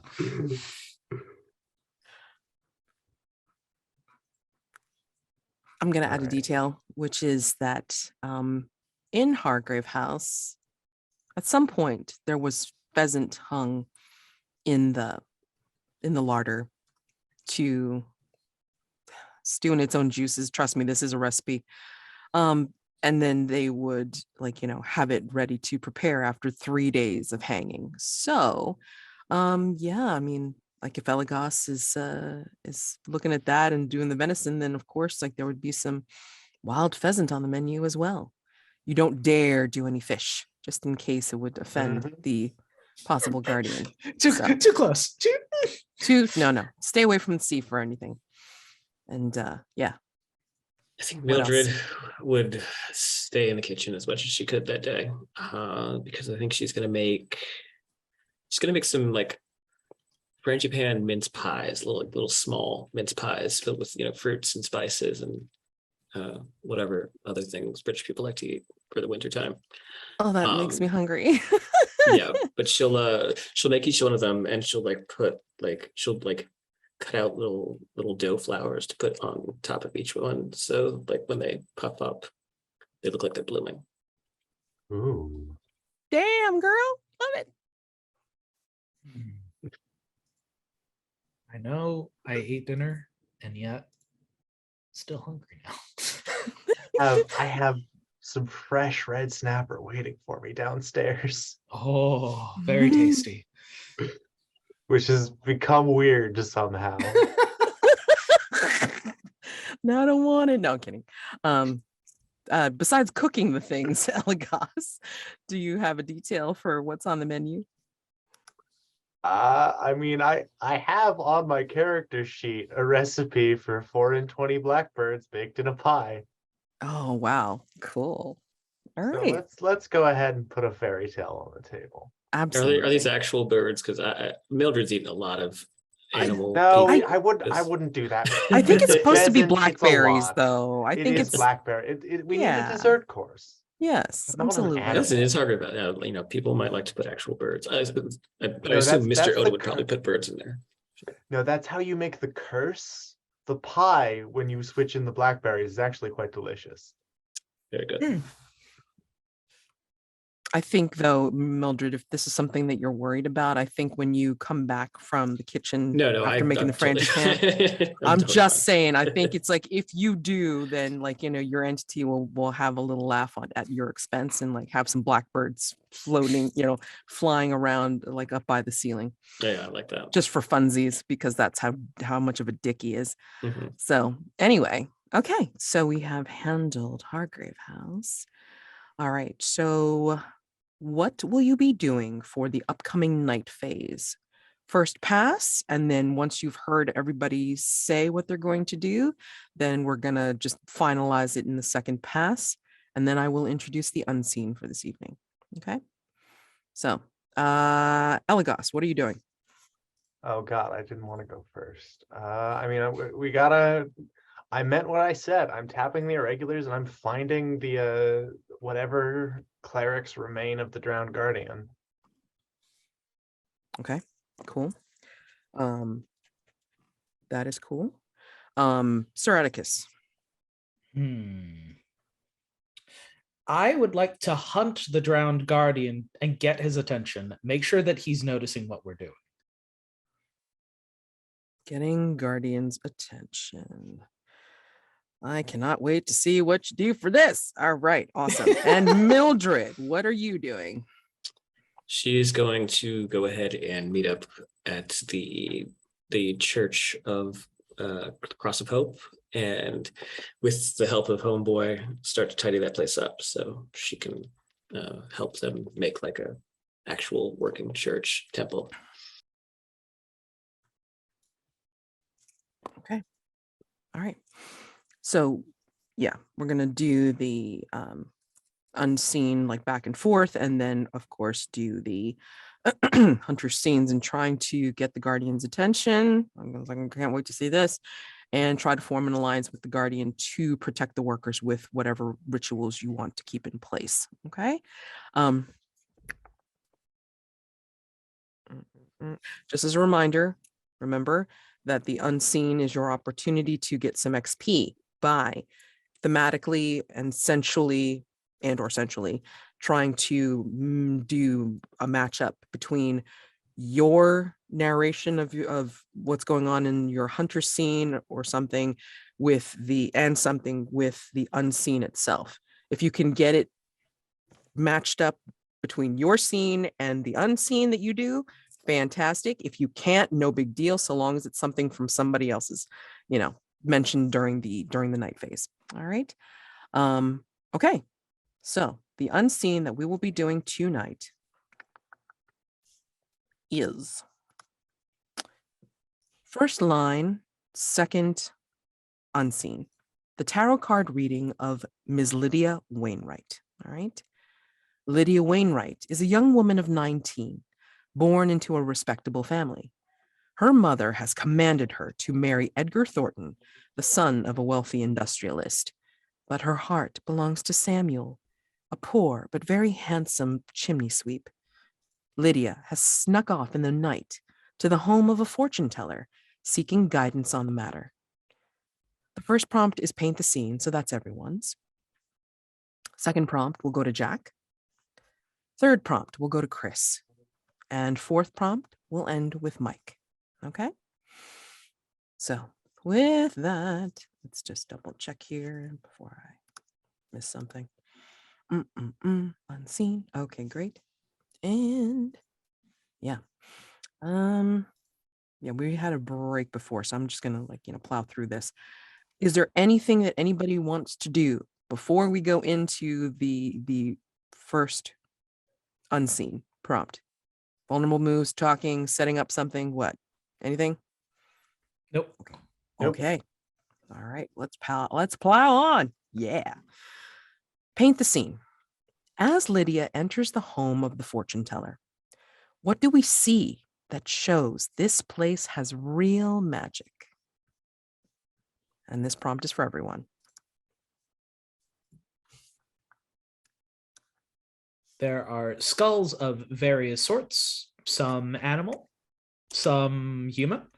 As Lydia passes through the doorway and goes to take a seat in front of the fortune teller, the skulls turn to follow and watch little flickering bits of ghost light inside of the sockets, as they are here to observe.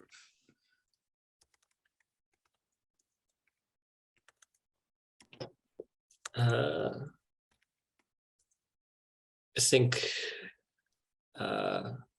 think this fortune teller is something of a cat lady, and Lydia smells that as she's getting up there. But what she doesn't realize is that the cats are all doing chores. Some are sweeping. One is at a pot stirring what looks to be like maybe a stew. but it's obviously pretty odd to see four-legged animals doing things on two legs like this.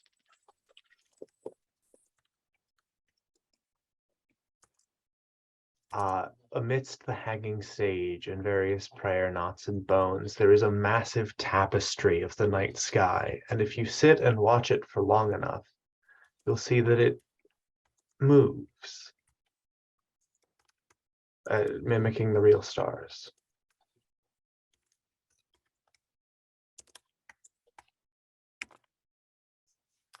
Absolutely beautiful. All right, great. Okay. Let's start with let's start with you, Eligos. You are tapping your informals.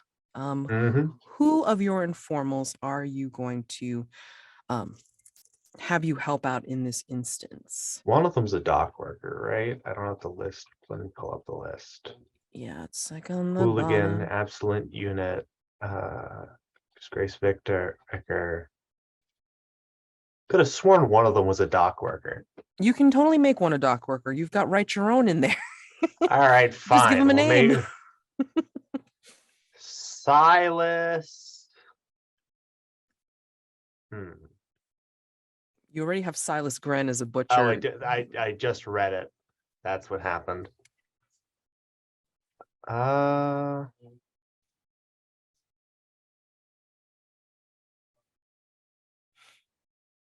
Let's go with.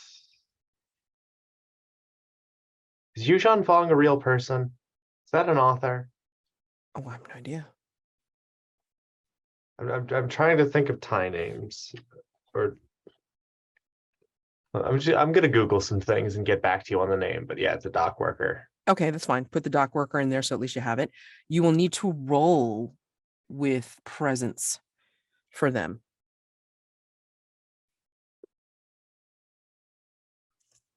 Okay, I have that, I believe.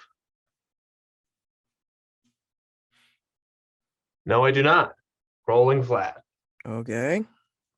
Where did my dice go? I just have them. There they are.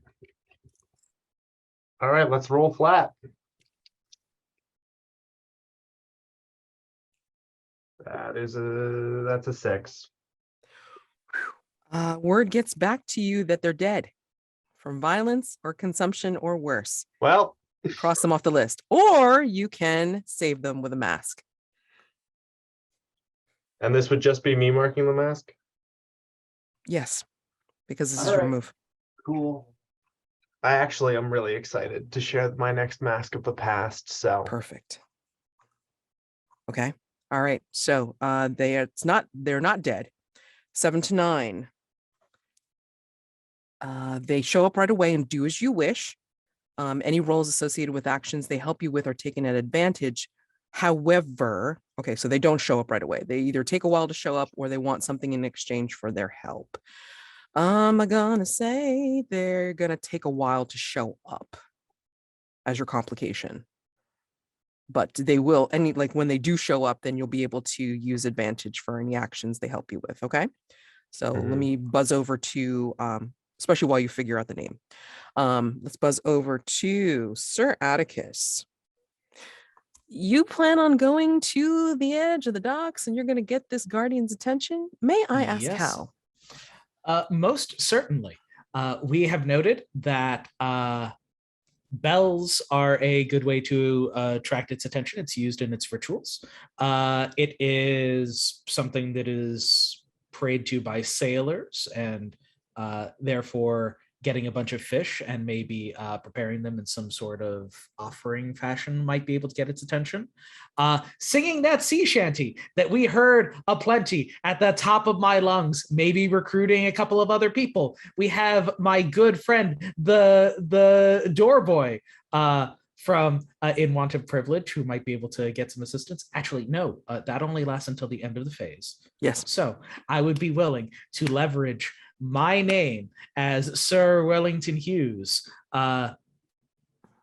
to hire a couple of people to go get a group of people over at the Drowned Devilfish to follow me and sing a wonderful bunch of tunes down by the docks. I'm paying for drinks, boys. Let's go. Roll with presence. All right. Am I doing in want of privilege? Or I is this... would imagine so. If you're like, counting Yes. yourself as like, I am Sir Wellington-Hughes and I need help. Okay. Yeah. And all right.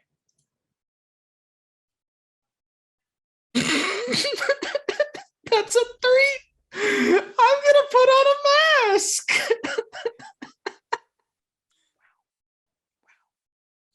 Okay, so 7 to 9.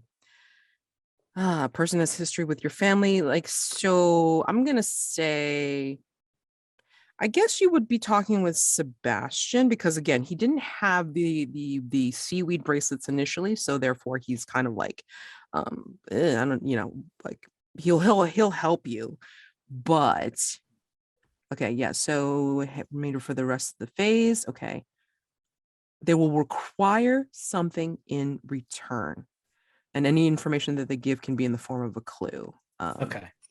But I don't. Well, I mean, obviously, since you're What trying I'm to more resolve interested in is that he's gonna give me advantage when it comes Advantage. to actually calling Correct. the big Drowned Correct. Guardian. Correct. Okay, so we can totally do that. But like they're going to require something in return. This is Do gonna I get to know or? let me get back to you on that. Need something. And I will get back to you. I'm going to go head over to Mildred. Mildred, you are at the church Yes. of the Steadfast Anchor. Yes, the Church of the Steadfast Anchor. Anchor.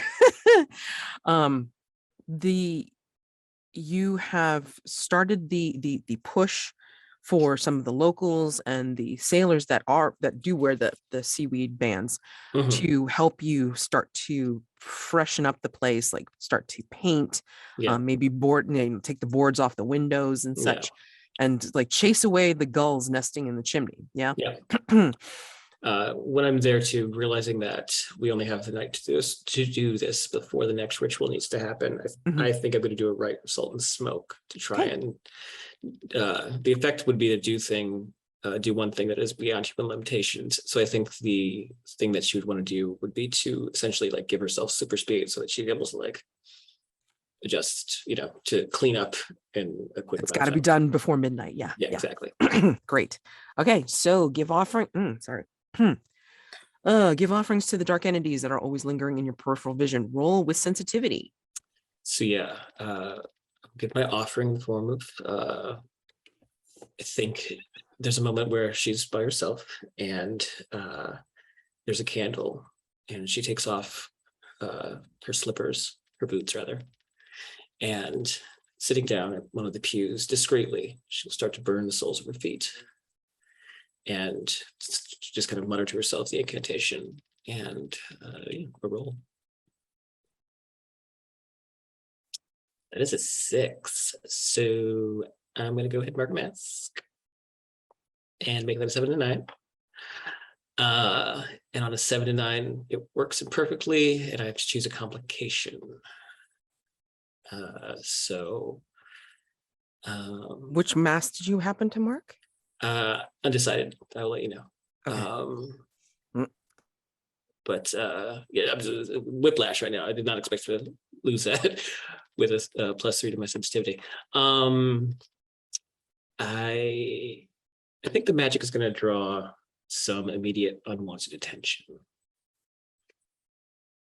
Give that to you, Mads. Have fun with that. For anybody listening to audio, it's like I am rubbing my hands. So excited. Yes. Okay. Sorry.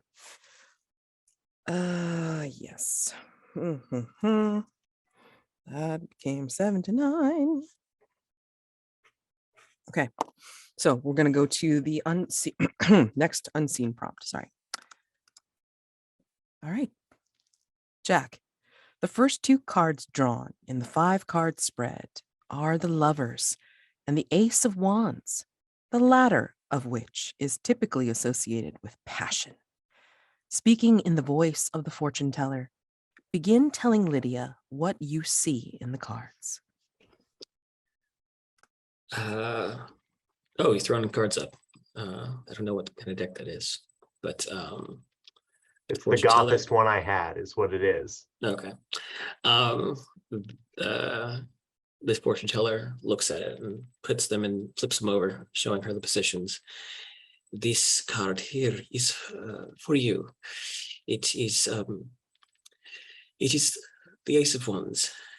It represents a passion, but you see here, and she'll point to the card and also point to the lovers. You see here that there is a desire for roots, for grounding. These trees, these branches, they call out to you yourself, feel a lack of foundation. You seek that foundation through love, yes? You seek it through intimacy, through companionship. You believe that you are not capable of doing this on your own, living this life of yours on your own. And frankly, you're not. We all need someone to confide in, to assist us, to aid us in our darkest times. But it is here, and I think that's where she'll start to continue the reading.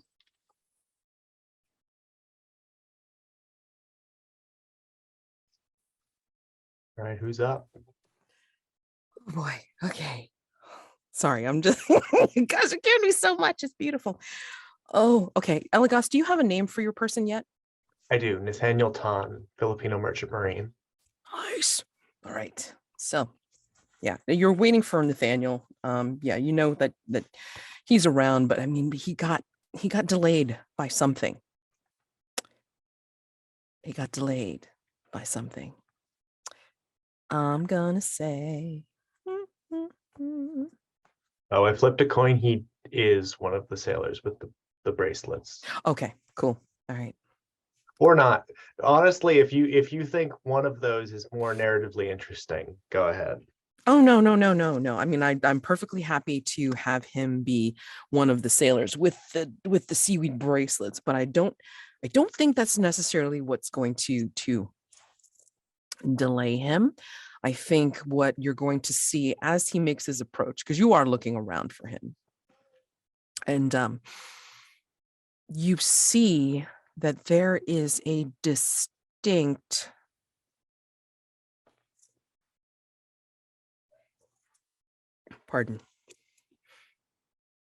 you see that there's a distinct burgundy hood seemingly following him in the distance.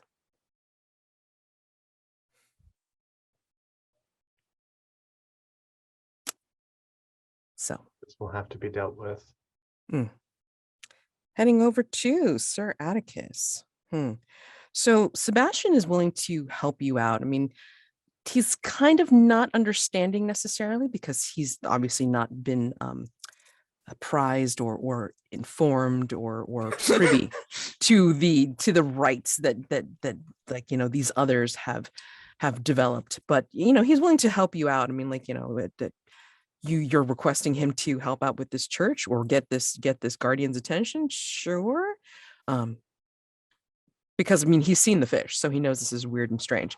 I mean, would he need to know that it's about a cult and not just me getting him to supply a bunch of alcohol and getting the sailors together just for a night on the town, painting it all red? Oh, so that's how you're going to be presenting it? That is how I'm pitching it, rather than, hey, have you heard about our wonderful Lord and Savior, the drowned guardian of the London docks? Ah, gotcha. Okay, so if you're presenting it like that, then I'm not gonna make it a like weirdness for that particular thing. But what he is going to require of you is he's going to ask you to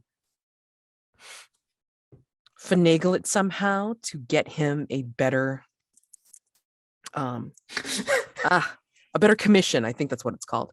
Okay. So like not on the ship he's currently at, but at another ship. Dude, Like probably the Blackadder. he wants a promotion? He wants a promotion. All right. I can bend a couple of years. Yeah. Okay.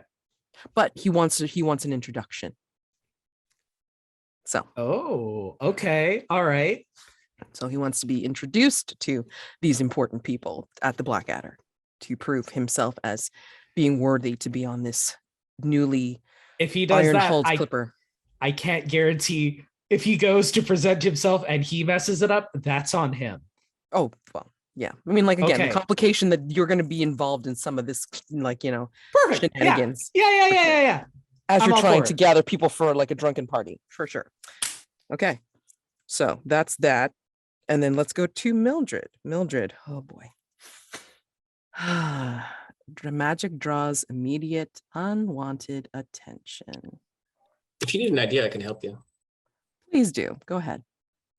So I think as Mildred is, she's doing this very kind of like super fast scrubbing of the floors. Maybe she's like scrubbing a carpet. There's like a carpet runner down the center.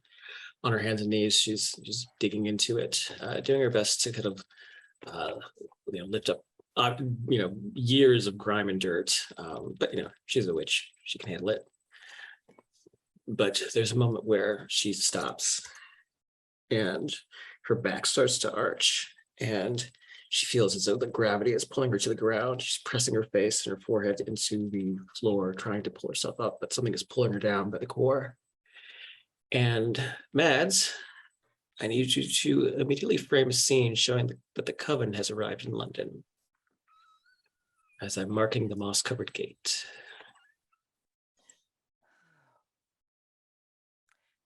Yes, I think we see, hold on, let me get into that particular threat. So exciting. Oh my goodness. Come on, you. There we go.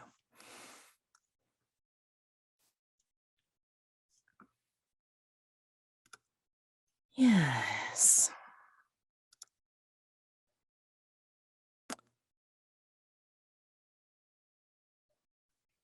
The official entry is done at the start of the next day phase. However, we might just break some rules tonight. We'll see. But I think when this happens to you and you are grounded into the floor of this church, I think there's a match cut from your horrified and pained face, screaming face, into the face of your former mentor and leader of the coven, Sister Helena, where she has her mouth in a scream, but this is actually a wide smile of satisfaction.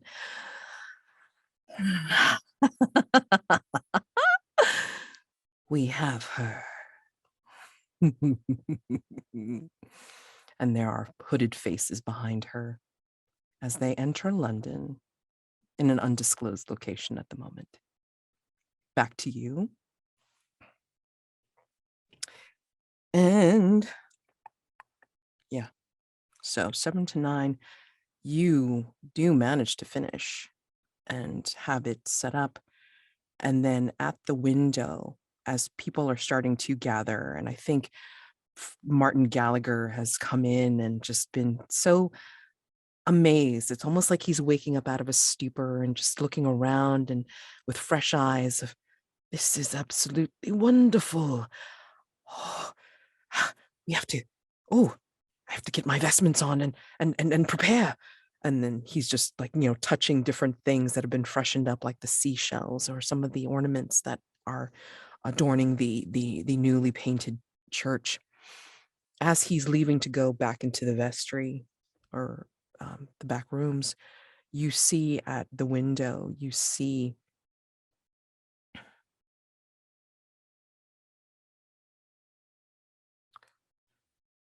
a squat, wiry young man with red hair. And he's kind of like looking at you through the window and kind of waving, kind of a bright smile to his face. And he comes in and says, as he leans on the door, "Oh, this is looking mighty fine here. Huh? New church, eh?" And smiles at you, Mildred. I think given the gravity of the situation, and I'll totally roll again for another bite. But I think just in sort of instinct, she would look up at him and throw him across town if she could. just like this kind of telekinetic push. Sure. So yeah, I'll roll again if you want. Yes, please. That is a 13. Okay. All right. So 13. Definitely magic works without further cost. You can unmark Cosmic Passage if it's marked. Your sensitivity is pretty much max at 3. So yeah, but you can still unmark it if you want. I don't think I can do that one because I marked the Cosmic Passage. Let me see. Yeah, Well, it's besides- because I raised my sensitivity before I marked the Cosmic Passage. I don't think I can unmark it because of that. Yeah. Yeah. Or we don't can know. try You to tell do. me. Yeah, I'm just. You know what? You've already unmarked it, and like you've done your thing with the sensitivity bump up, right? So I owe you a mastermind clue, and I'm gonna say, let's do something special. I was a little confused on that because I think what happened was I marked I gave myself the increase in sensitivity before I marked Cosmic Passage. Mhm. So I wasn't sure if if I don't get that benefit because I didn't, maybe it was the reverse. Maybe I'd already marked Cosmic Passage before I took that move because Yeah. that wasn't my first move. Or no, it was. It's my playbook move. I don't know what happened. I don't know where the breakdown was. Yeah, I'm not sure either. I mean, but it says ignore the result if your sensitivity is 3. So since it's a 13, you get a mastermind clue, which I owe you. And then we can do something special. Okay. I'm down. I'm trying to think of what that special thing is.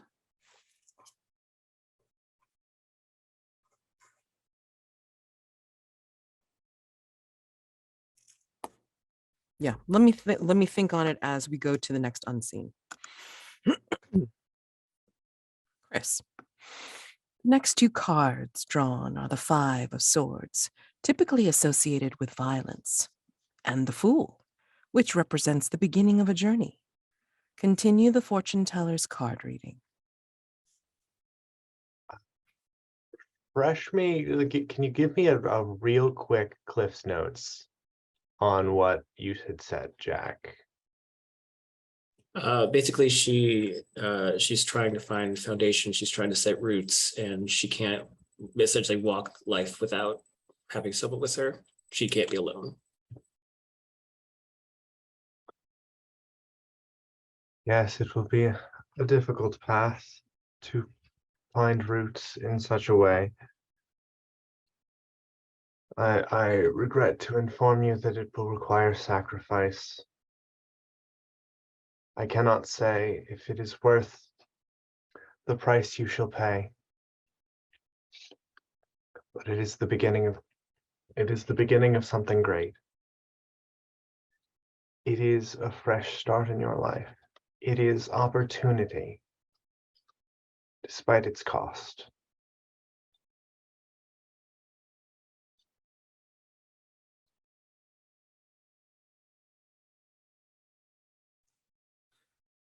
All right.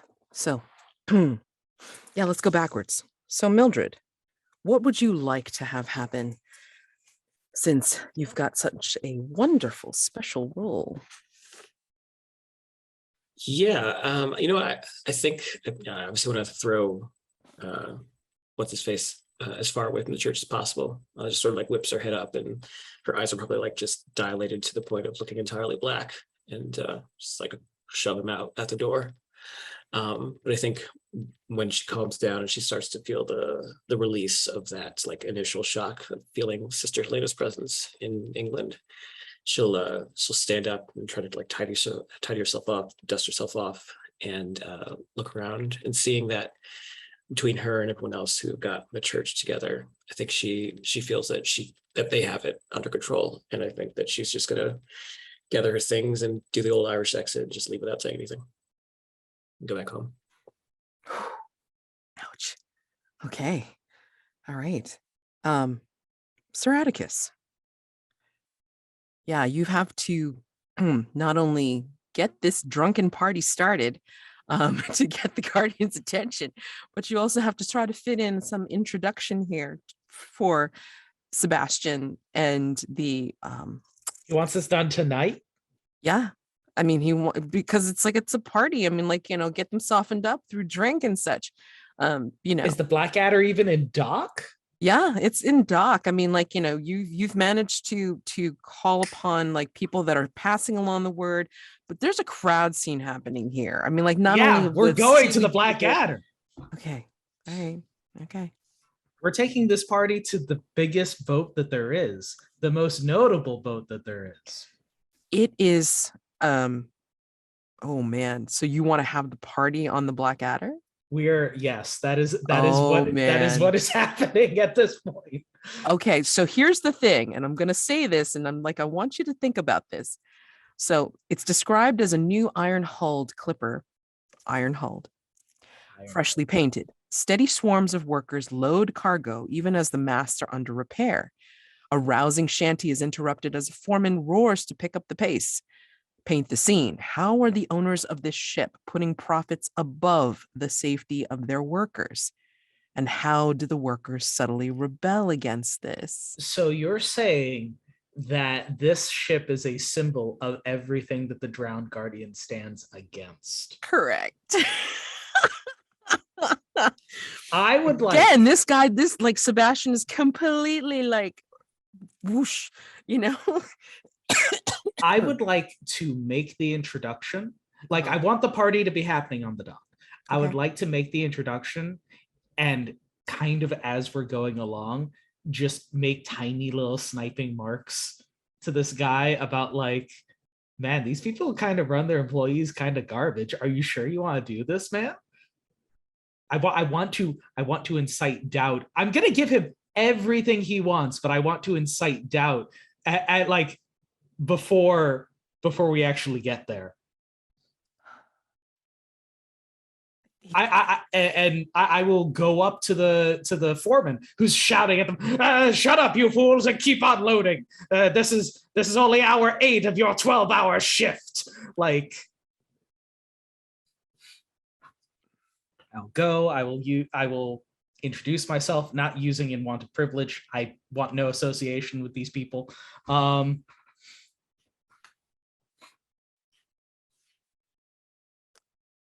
I want you to use your presence towards investigation, and because of, you know, using this, you can roll with advantage, Okay. you know, because I think you can get a clue for something. I'm going to just, you know, again, try to carry over the special stuff and then let you get a clue on something else for this. 1, 2, 1. What? I got a 4. I got a 3 total, rolling 3 dice. Am I gonna have to mark another? No, it is not this day. There's a day when the courage of men fails, but it is not this day. I would like to mark the cursed puzzle cube. Holy shit. I make my introduction. The foreman, as I mentioned previously, has been watching over a 12-hour shift of a bunch of sailors who do not respect him, do not work their fair share. Honestly, the man is having a very tough time, probably has a boss that is equally as vicious as he is. I see that he's not starstruck like most people are when I introduce myself. I say, listen, if you're not interested in, you know, helping out someone, maybe you're looking for something of a more material value, and I will consider this a gift for your silence, and I will flourish the puzzle cube. You seem like you work very hard with very little entertainment.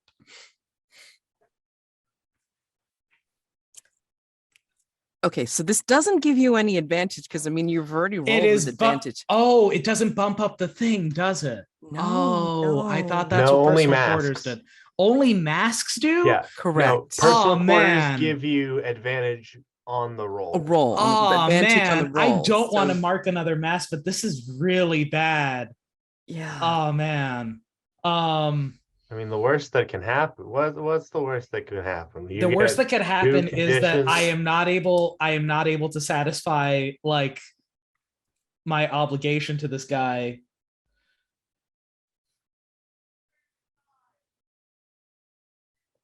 And then what? The worst case scenario is that he's upset and he's just a guy. I'm gonna take the L. I'm gonna take the miss. Oh, I was about to give this. What's he gonna do? Physical violence? no, he's not going to do any physical violence, but he's gonna throw some shade your way, I think, with starting a whispering campaign. So remember how in the last Unseen that, like, that poor fellow like got torn apart through the brochure kind of thing? Yeah. This is the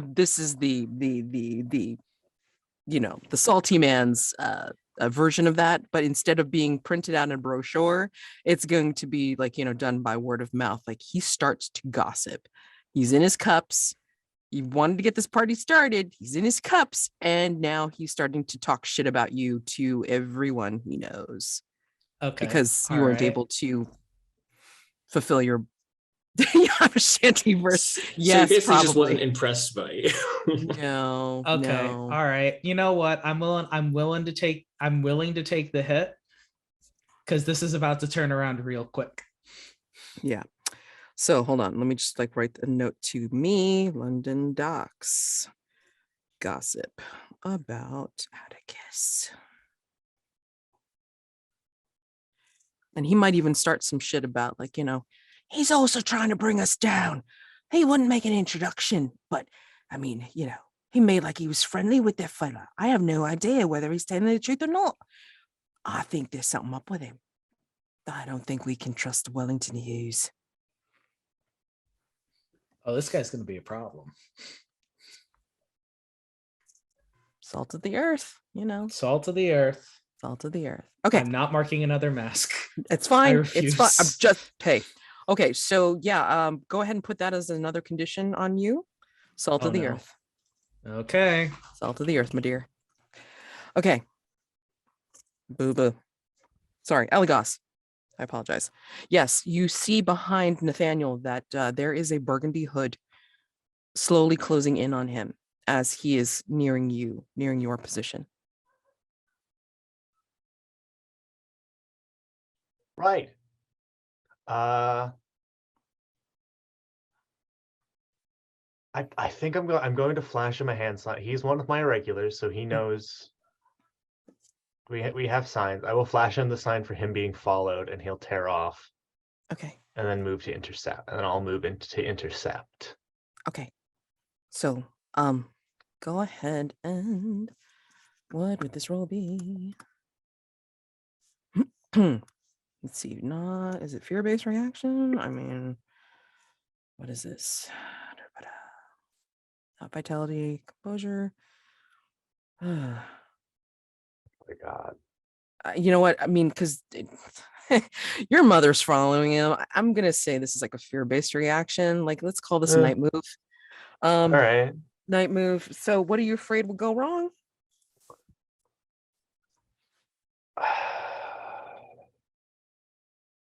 Well, she wouldn't kill him. That'd be too easy. What will go wrong is that Nathaniel will disappear into the night and I'll never see him again, except possibly in bits. I think it's worse than that. I don't think she'll kill him, as you suspect. But what I do think is that she's going to fall under his sway and then end up being one of her servants that's a named Fae. Oh God, she's going to knight him. Horrific. Yeah. So roll with composure, please. Unless Oh, you good. can That's my good one. Well, I'm just saying, I mean, like, if you want to pull something from your personal quarters to try to help you with advantage, you could do that too. Let me review my objects. And I only also have let me 2 dice review- out at the moment. Okay, hold on. Let me look at the Hargrave House Informals. Okay. 7 to 9. Take a ball, shut up. 7 to okay. Roll any rolls associated with actions they help you with. Are taking advantage. It's not an action they're helping you with. I mean, you're basically trying to protect him, and like you're okay. yeah.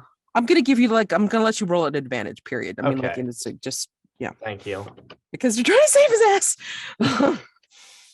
I mean, she's focused on him to an extent. Yeah. Like there is a really what he's giving me is a win condition other than like escape. If I let him, if I can allow him to escape, I think it's reasonable to assume Titania will drop hostilities for the moment. For the moment. Go ahead. Roll with Move advantage. to With some composure. other gambit. I have three dice. Okay. And good damn thing. That is a 6, a 4, and a 2 for a 10 plus 2, 12. Okay. Oh my God, we're just rushing past this shit. Fucking A. Excuse my language. Okay, so now that's 2 mastermind clues that I owe you, and so many layers. So many layers. Okay. Yeah. So tell me how you succeed in making sure that she doesn't get her paws on him to start putting him under her sway. What does this look like? I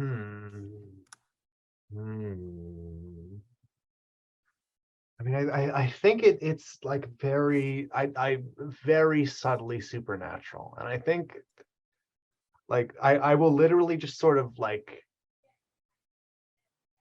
he'll turn a corner instead of doing a thing, and I will just appear in the alley because that's a thing I can do. I have a move for that. And just go to my mother, face to face for the first time. It's like, I knew you were weak. I didn't realize you were going around on foot.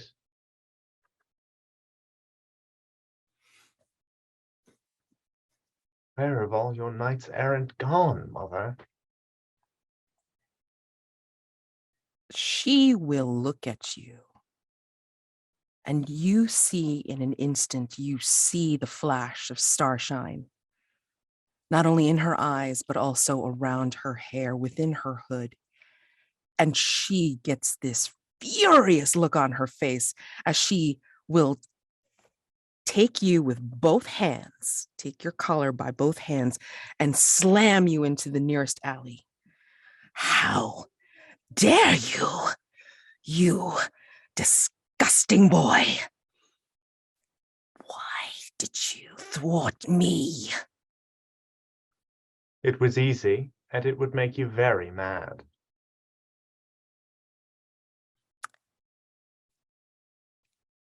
Indeed. We are working at cross purposes, Robin. I suggest you decide which of these pacts or oaths that you want to keep before they tear you apart or tear someone else apart. And then she releases you. And then with a swirl of a burgundy hood, she will disappear into the crowd. You and I both know the order to these things. Mike, the last card drawn is the devil, representing the seduction of the material world and other earthly pleasures. Continue your reading and then tell Lydia definitively what she must do. If you take this path, there is a fresh start. There's opportunity despite the cost, but you must take care not to be blinded by the material wealth. You must not be blinded by the change in status. You must aim for that which is immaterial. That final reward. Lydia, you must do this thing. You must marry Edgar Thornton and not be blinded by that wealth, but instead take hold of that happiness, despite the material wealth that will blind him.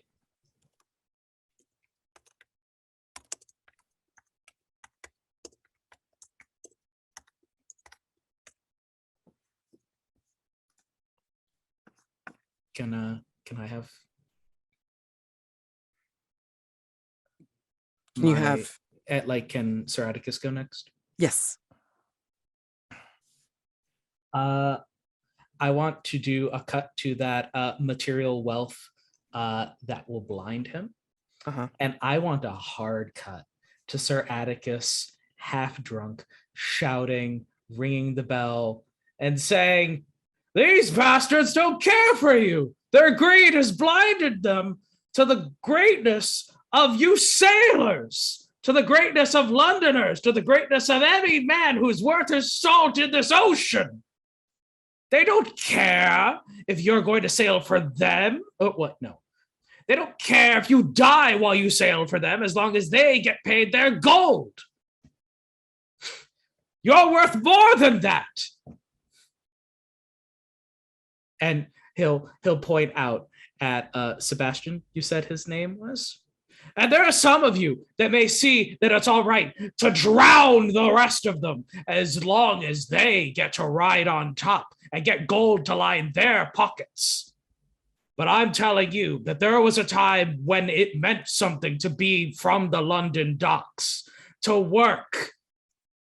And then I would like to lead everyone in a sea shanty from a long time ago about when the days when we used to pay homage to that foundation that lay beneath us, to that thing that possibly resides down below the waters. And can I get some drunken singing of the sea shanty for the drowned guardian going? You are not only getting the drowned guardian sea shanty singing going on, but I think like there's like a kind of like a drifting fade cut into like the sea shanty also being murmured as well, like whereas the prayers are being melded together from the different languages at this church, the refreshed church of the Steadfast Anchor. And Martin Gallagher seems to have an almost beatific look on his face now that he has people that are listening and people that are doing the prayer and the old shanty of this ritual. And the bell strikes midnight. Eligos, what are you doing?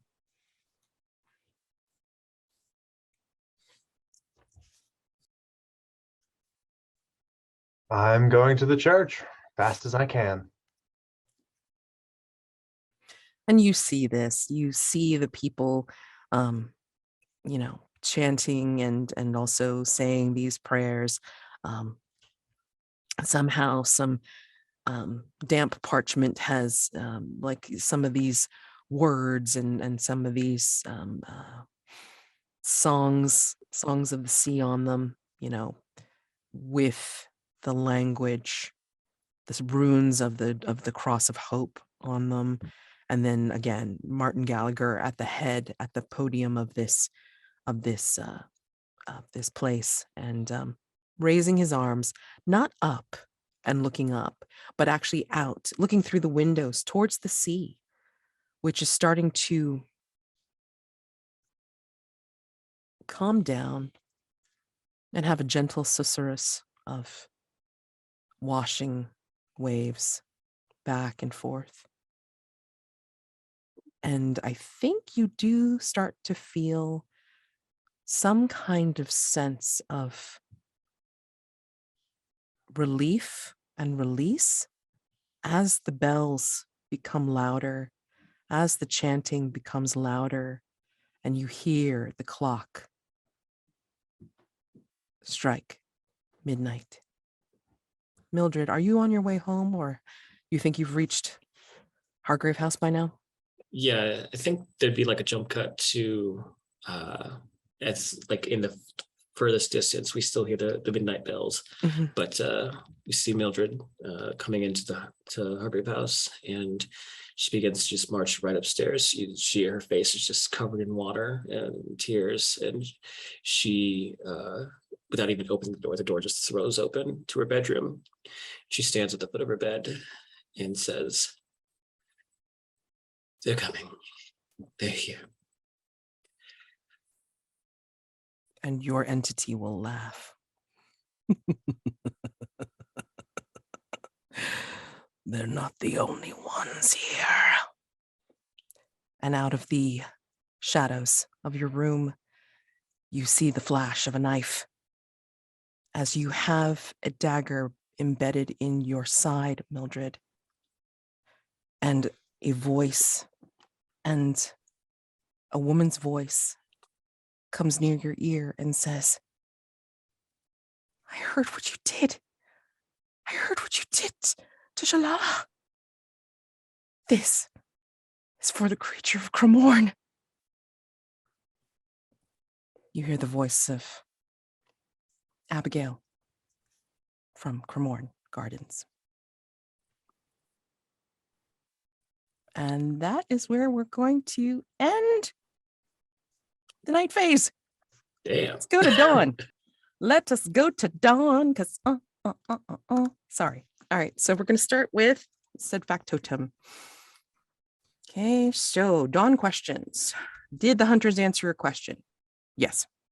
Yes. Did the hunters resolve a threat? I'm going to say yes. I mean, like, you know, the drowned guardian was, you know, all about it. So. I was like this close to seeing if I could incite a drunken riot onto the Blackened Adder with all these sailors. Too funny. Okay, so Eligos, did you experience an echo in the night? Yeah, I think that's actually a question for you, because have I made a choice despite great cost?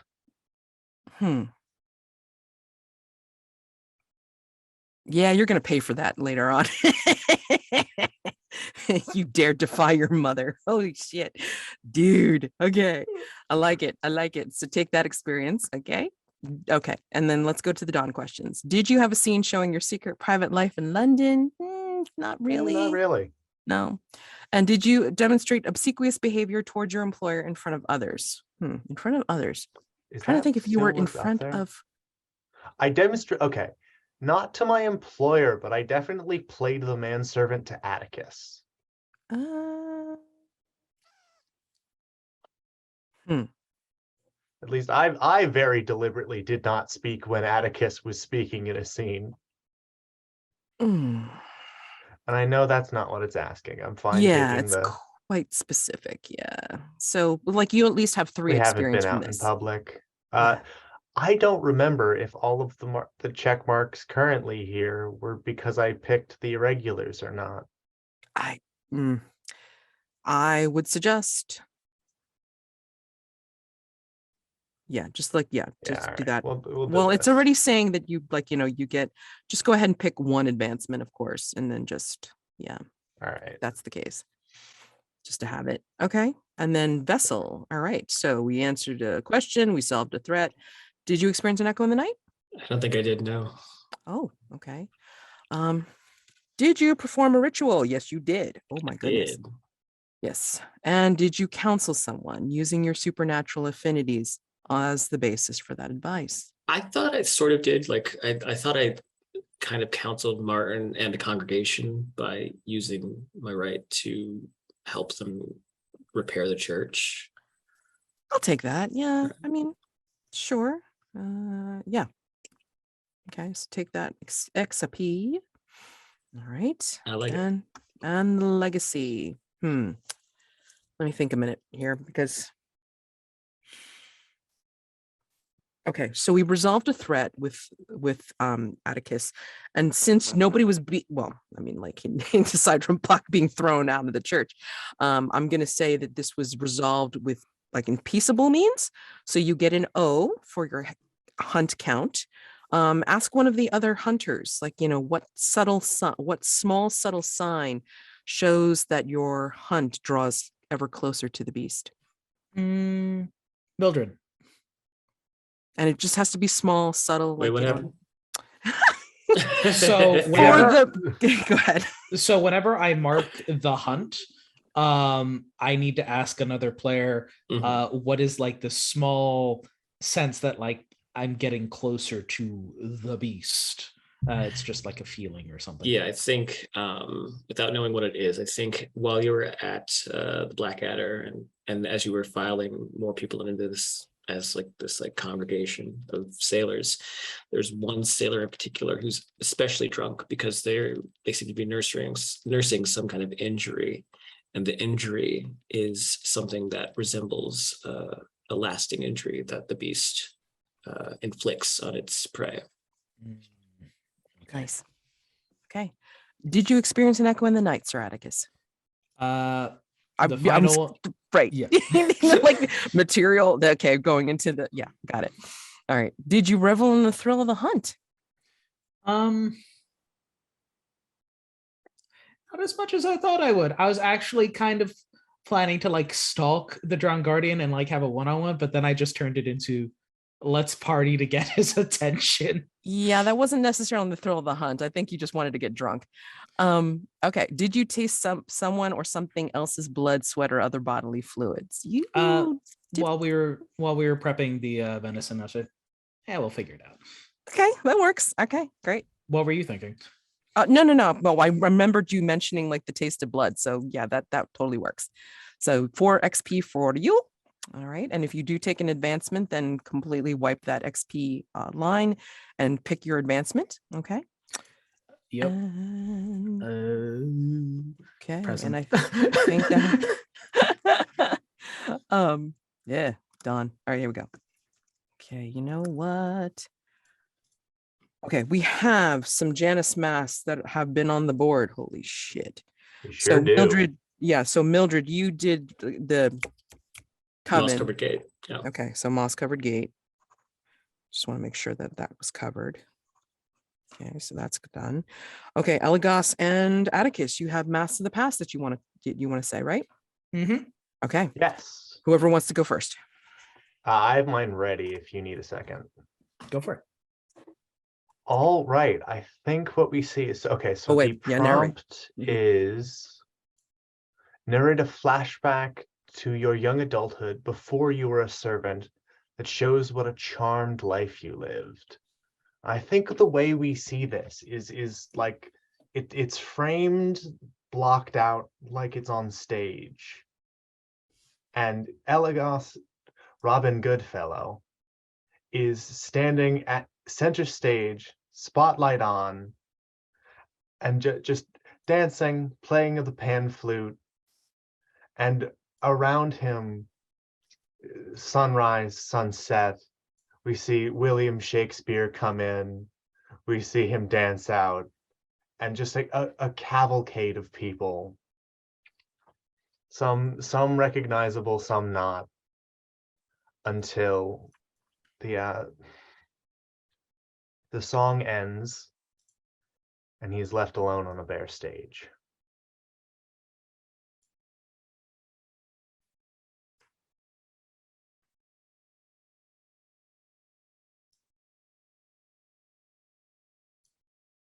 You're up. Narrate a flashback to your early teenage years when you tried to live a normal life, but a family member put you in your place. Is it? Am I allowed to age it up just a little bit? Absolutely. Okay. I am a young adult, and we see me in clerical robes. I am in a country church trying to lead a small congregation. And one night I wake up with a shock to find that the church is burning. There was a beast that was roaming the hills, a supernatural creature that I did not attend to because that was not the life I was trying to lead.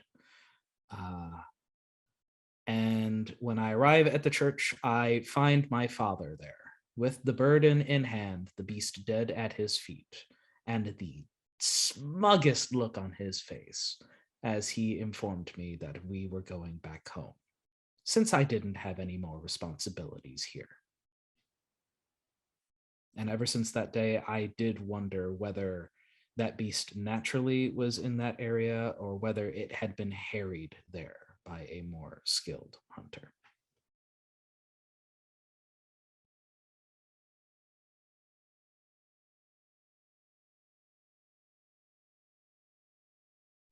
Okay, so a couple of things to deal with before we go to stars and wishes. The custom move that you get for resolving the drowned guardian threat is Time and Tide. When you seek the guardian's aid to recover something that was lost or taken from you, offer something up precious in return, submerge yourself underwater and roll with vitality. On a 10 plus, the ritual succeeds, consuming your offering and leaving you with a tangible clue to recover the thing you seek. 7 to 9, as above, but the ritual leaves you marked by the sea. Take one of the following conditions: tidebound, siren's call, ravenous, chilling, fear of water, haunted, or something else. And on a miss, the price was greater than you understood. The ritual consumes your offering and your life. Just, you die? Just that's what it said. Well, damn. All right. Well, damn. Okay, great. All right. Roll. Strictly save or speaking, die. Let's go. That's Holy strictly shit. speaking, that is what marking a mask is either way. So true, very true. So okay, so and then you have some rewards for this. Give me a second. I'm just gonna pull some up here. Doo-ba-doo-ba-doo. Oh God, are you kidding me? Oh God. Let me see if I can do this somehow. Forgot to clip this before I started. So let me see if I can. I'm going to put it into the chat and then you guys can choose. Hopefully it appears. Yeah. So rewards for the video. 1 preserved eel in a dull green bottle grants protection from drowning. Single use. Add it to your personal quarters. A tarnished bell wrought in the shape of a crab. When rung, it summons a swarm of crawling sea scavengers to dispose of organic matter, but has no obvious means to dismiss them. Add it to your personal quarters. A small painting of a sea monster layered on driftwood in a religious iconographic style I can't pronounce today. yeah. And to your personal quarters.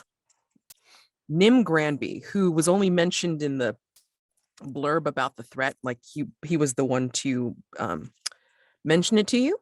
He becomes a recurring side character. You get 1 extra clue on the information move when you consult them on matters concerning demons, or you may make a roll with advantage when attempting an appropriate ritual with their assistance. Okay. A memento from the investigation. Ask another hunter what it is and then add it to your personal quarters. And also another memento from the investigation. Okay, so those are the rewards available to you, and you are welcome to, pick from those. You don't have to pick them just now, but I'm going to post it in our between chat, and then you can decide amongst yourselves who does what. Right. Okay. Yeah. Okay. So we have it. Or I mean, unless some people have an idea right now, like what you want. I mean, would Nim Granby go to Mildred, since Mildred's all about rituals and stuff like Nim that? Granby belongs to the whole. Yeah, it's a side character. Yeah, it's a side okay. character that becomes available. Yeah, but just one of us has to claim it. Okay. Yeah. So instead of something else, one of us will have to mark Nim Granby. Yeah. Oh, okay. Yeah. So one reward for each person, but Nim Granby counts as a threat reward and goes into that particular reference tab. Yep. Oh, okay. So I'll take Nim Granby. okay. I don't need Given that one of your guys almost just like got murdered, you call him up. Yeah, so I get another guy. Oh, sorry. That guy died of consumption. Oh God. It's okay. I met someone new. His name is Nim Granby. Holy shit. Okay, God. All right, hold on. Let me add him to another square. I think I'm just gonna take a memento and I'll have Atticus give it to me. Okay. I think you get one of the little bracelets. I think for your help in this, the drowned guardian is like, Mildred, you're cool. You're part of the team. I like it. Nice. I will take the tarnished bell that summons sea scavengers. That just seems way too fun. And you're the most likely person to leave a body behind. So I just kind of bothered by the amount of weird stuff I'm getting, man. Okay, I started with blood grenades that I used the first session. Now I have a cursed puzzle box and this weird bell. Oh man. Okay, Mads, I see what you you're meant really by are like. new. I was gonna say, Mads, you're right. I do turn into Batman. I have a utility belt of really weird niche items. All I need is to give you a big ass coin to fit in your room. I changed it. Mildred, will you give me a large coin as a memento for this? I'll give you a dinosaur T-Rex. Hey, the Whateley camera might be magnification based. Hold out. Yeah, that's true. Dude, I cannot tell you how excited I am to go into the Whateley camera and punch whatever's in there. It's going to be great. Oh my God. You're just going to fight nothing? That's your plan? Until I come up with a better one, yeah. Again, what is his plan? Going in there and punching him out. Okay. Ancient sea god. Let's have a party. Well, I mean, that was sort of peaceable. So, okay, that's good. It's good. All right. So, stars and wishes. I think I got everything done that I needed to get done for that. So stars and wishes. Again, stars, anything that you appreciated about tonight's session with gameplay, each other, role play, anything. And then wishes for what you might have wanted for this particular session or what you're wishing to see in the future. Oh, so I'm going to just start because stars for just rolling with the stuff that happened, and the vulnerable scenes were amazing. I can't wait to rewatch them because it's just like I was already in pain and just like hearing everything and going, oh no.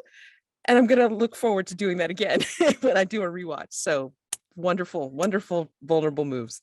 Oh my gosh. And then way to be polite and deal with Dr. Noble. I am sticking her in there because you need somebody to not only let you confess your sins as needed, but you also need somebody to let you know that you cannot just waltz in here from not civilization and just go about like slicing people and dicing people up, without consequence.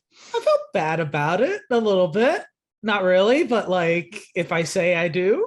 Yeah, no, it's fine. It was great. It was totally great. And Mildred, as always, I'm always impressed with everything you do because it's just heartfelt, and then just some things that end up happening where you're still going with the flow and you're trying to deal in your own way, but then stuff keeps happening and you're still taking it and you're still working it. So kudos and thank you for accepting what happened as our cliffhanger for tonight. Thank you. You don't have to. I mean, if you want to X card it, I can just completely take it out, but I appreciate that. I did tell you that something from Kermoran was going to come back. Oh no, totally. I actually have an idea how to start the day phase with that. So excited. Interesting. Okay. Yeah, absolutely. And then okay, so wish. Oh wait, and then Eligos. Yes. I liked again, vulnerable move with Mildred was excellent. And then dealing with your mother. Oh my gosh. Yeah.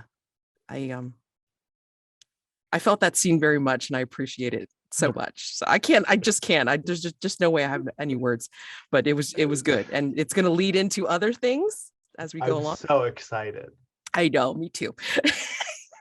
I'll be here next week. So Yes, I know. So we're gonna we're gonna do the mummers thing for funsies. Hopefully we'll be able to crack crack Yay. thread for the holiday threat, and then we'll see what happens. So wishes is to see what happens with Mildred, bring more of the covenant because I have to introduce them as well. I mean, fuck it, I'm just gonna say it's like, you get 2 things that get introduced next week. It'll be wonderful. And then I know that's not how it works, and I'm saying that for the video right now, but I don't care. It's the holiday coming up, so meh. And I wish for this to just explode in our faces because it's so much fun. Holy shit. Oh, you guys make me so excited for doing this. Thank you so much. I mean, I was like, well, I should do it because I got to learn and improve. But no, this has just been a wild ride and I love this. And I normally hate roller coasters, but this has been great. So yeah. Okay. That's me spewing. I'm done. Go ahead.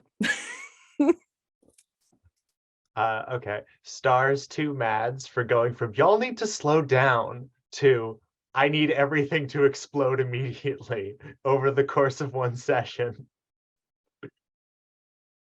But no, Jen, the bringing it to Titania, that last bit with Titania was incredible. I loved that scene. Jack, stars for getting right up here with me on my bullshit. But I feel like there's a little game we're playing every time we do a vulnerable move to see who can say the least and cry the most. I will win one of these times. Also, since I wasn't here last session, stars for inventing Angela. Stars for throwing yet one more curve in this entire convoluted story we have. And Mike, I love Sir Atticus so much. He's so much fun to watch. Everything that happened on that fucking boat was hilarious.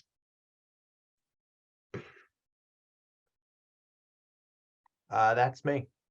Oh, wishes. I definitely have. It'll come back to me.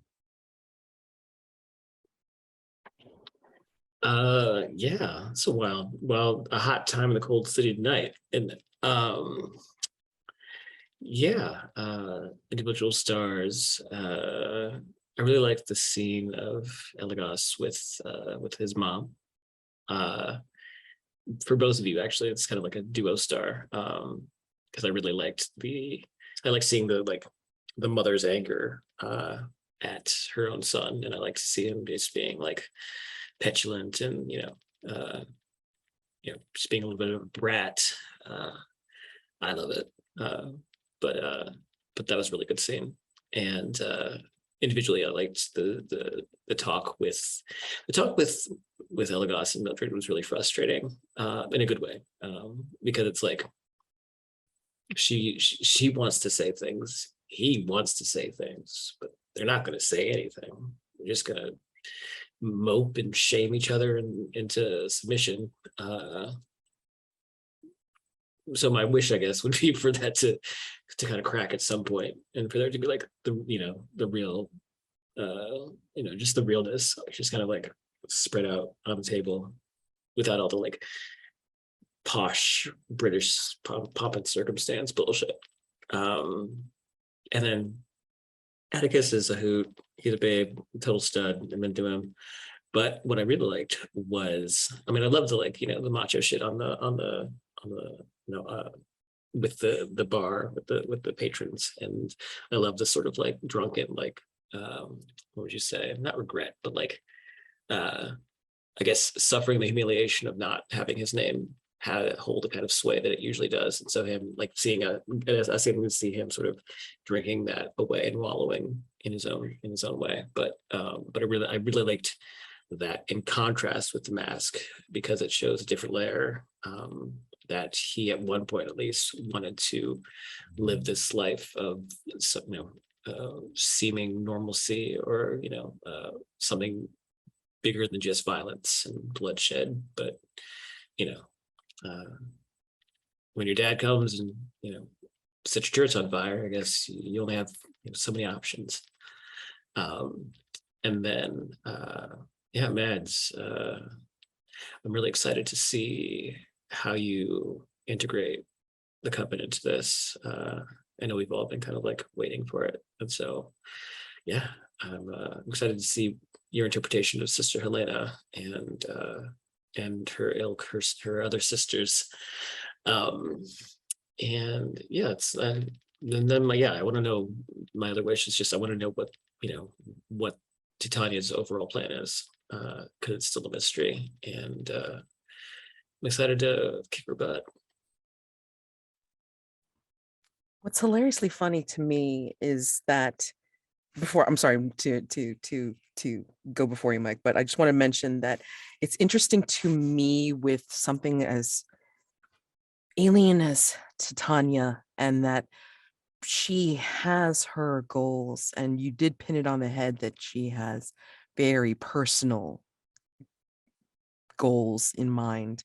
And to try and work this in with the mastermind clues, and then you slowly and then surely but then quickly marching to the mastermind threat.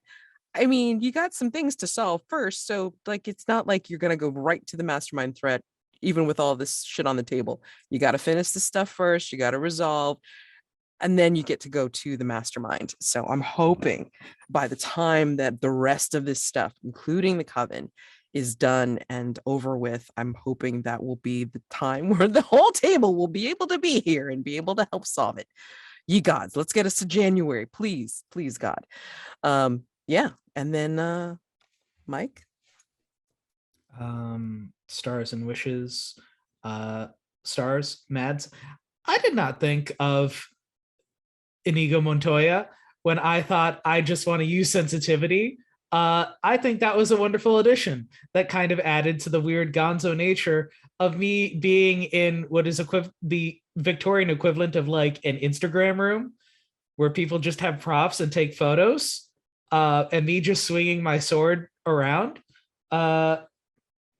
added just like a layer of absurdity to it. Chris, I very much appreciate you indulging in Atticus and being the straight man that Atticus needs as Eligos. It is very much appreciated. Otherwise, Sir Atticus comes off as very deranged. And while that may be genre appropriate, I think it's better to have someone pull him back enough. Jack, I liked being in that vulnerable scene with Atticus, just kind of Mildred thought about the response. It seemed like she was struggling with her own stuff as well before she kind of relaxed and realized that Atticus was legitimately asking for advice and guidance. You saw that despite him being like, I will punch things first and ask questions never, there is a part of him that does want to be more civilized, better, fit in a bit more in whatever's going on here in Hargrave House. I also wanted to call out Chris, Jack. I have absolutely no context for what's going on between Mildred and Eligos. However, you guys did a very good job of conveying a sensitive scene. Like it was heartfelt, and you let the silences hang, which is uncomfortable, very difficult to do, and you did it well. So kudos there. Wishes. If I get too deranged, please tell me so I can pull it back a bit. On the other side of that coin, I would totally like to leave just a group of people to face whatever it is we're dealing with. if it's burning down the symbol of British capitalism in the form of the Black Adder, or if it's leading a bunch of people to beat up this one guy who decided to start a bunch of rumors about me because I wouldn't get him a terrible job. Either way, I'm here for leading people, I guess. I also want to meet Smoke eventually. I want to see what the dynamic is there, because right now what I'm getting is Atticus to Mildred is please help me. You seem like a sane, reasonable, cultured person. Please help me to be better than I am. Eligos, you are a good man. Help me to do things and not attract too much attention. I don't know what Smoke is going to be like. Oh my god, this is going to be My Fair Lady.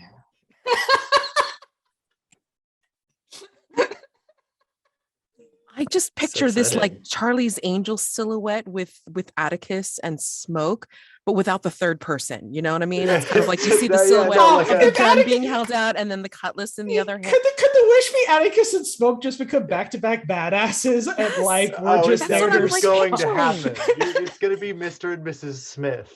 Yes, Oh, let's that's- go. That's the poster I'm picturing in my mind. Oh my man. gosh. It's just so, yeah, it's just so like, yeah.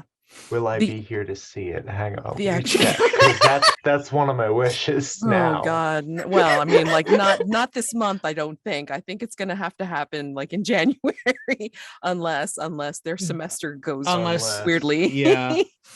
So, Oh man, I don't know if you remember Predator, but that scene where Arnold Schwarzenegger does the bicep handshake. yes. Yes. Oh my God. I want to see that I would love just like that Atticus and Smoke know each other, just like from monster hunting. It's like, Oh you my son of a God. bitch, you're still alive. Oh my, that's a wish. Oh, That is a somebody- wish. So It's on video now. Oh, It's a yes. wish. Damn it.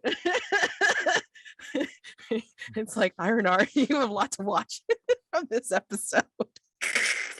I can't wait. Oh my God. You guys are just making me, my enthusiasm's carrying you through. Yeah, you know why? Because it's like you guys are making it overflow. Jesus Christmas. I did not expect this at all when we started episode 1. No, did not expect this at all. Oh my gosh. This is so bizarre cool. I can't even explain it. It's just so cool. I'm delighted. That's the only word I can say right now. I am totally delighted about tonight. In summary, Mads is delighted. Thank you all. Oh, this is great. Oh my God.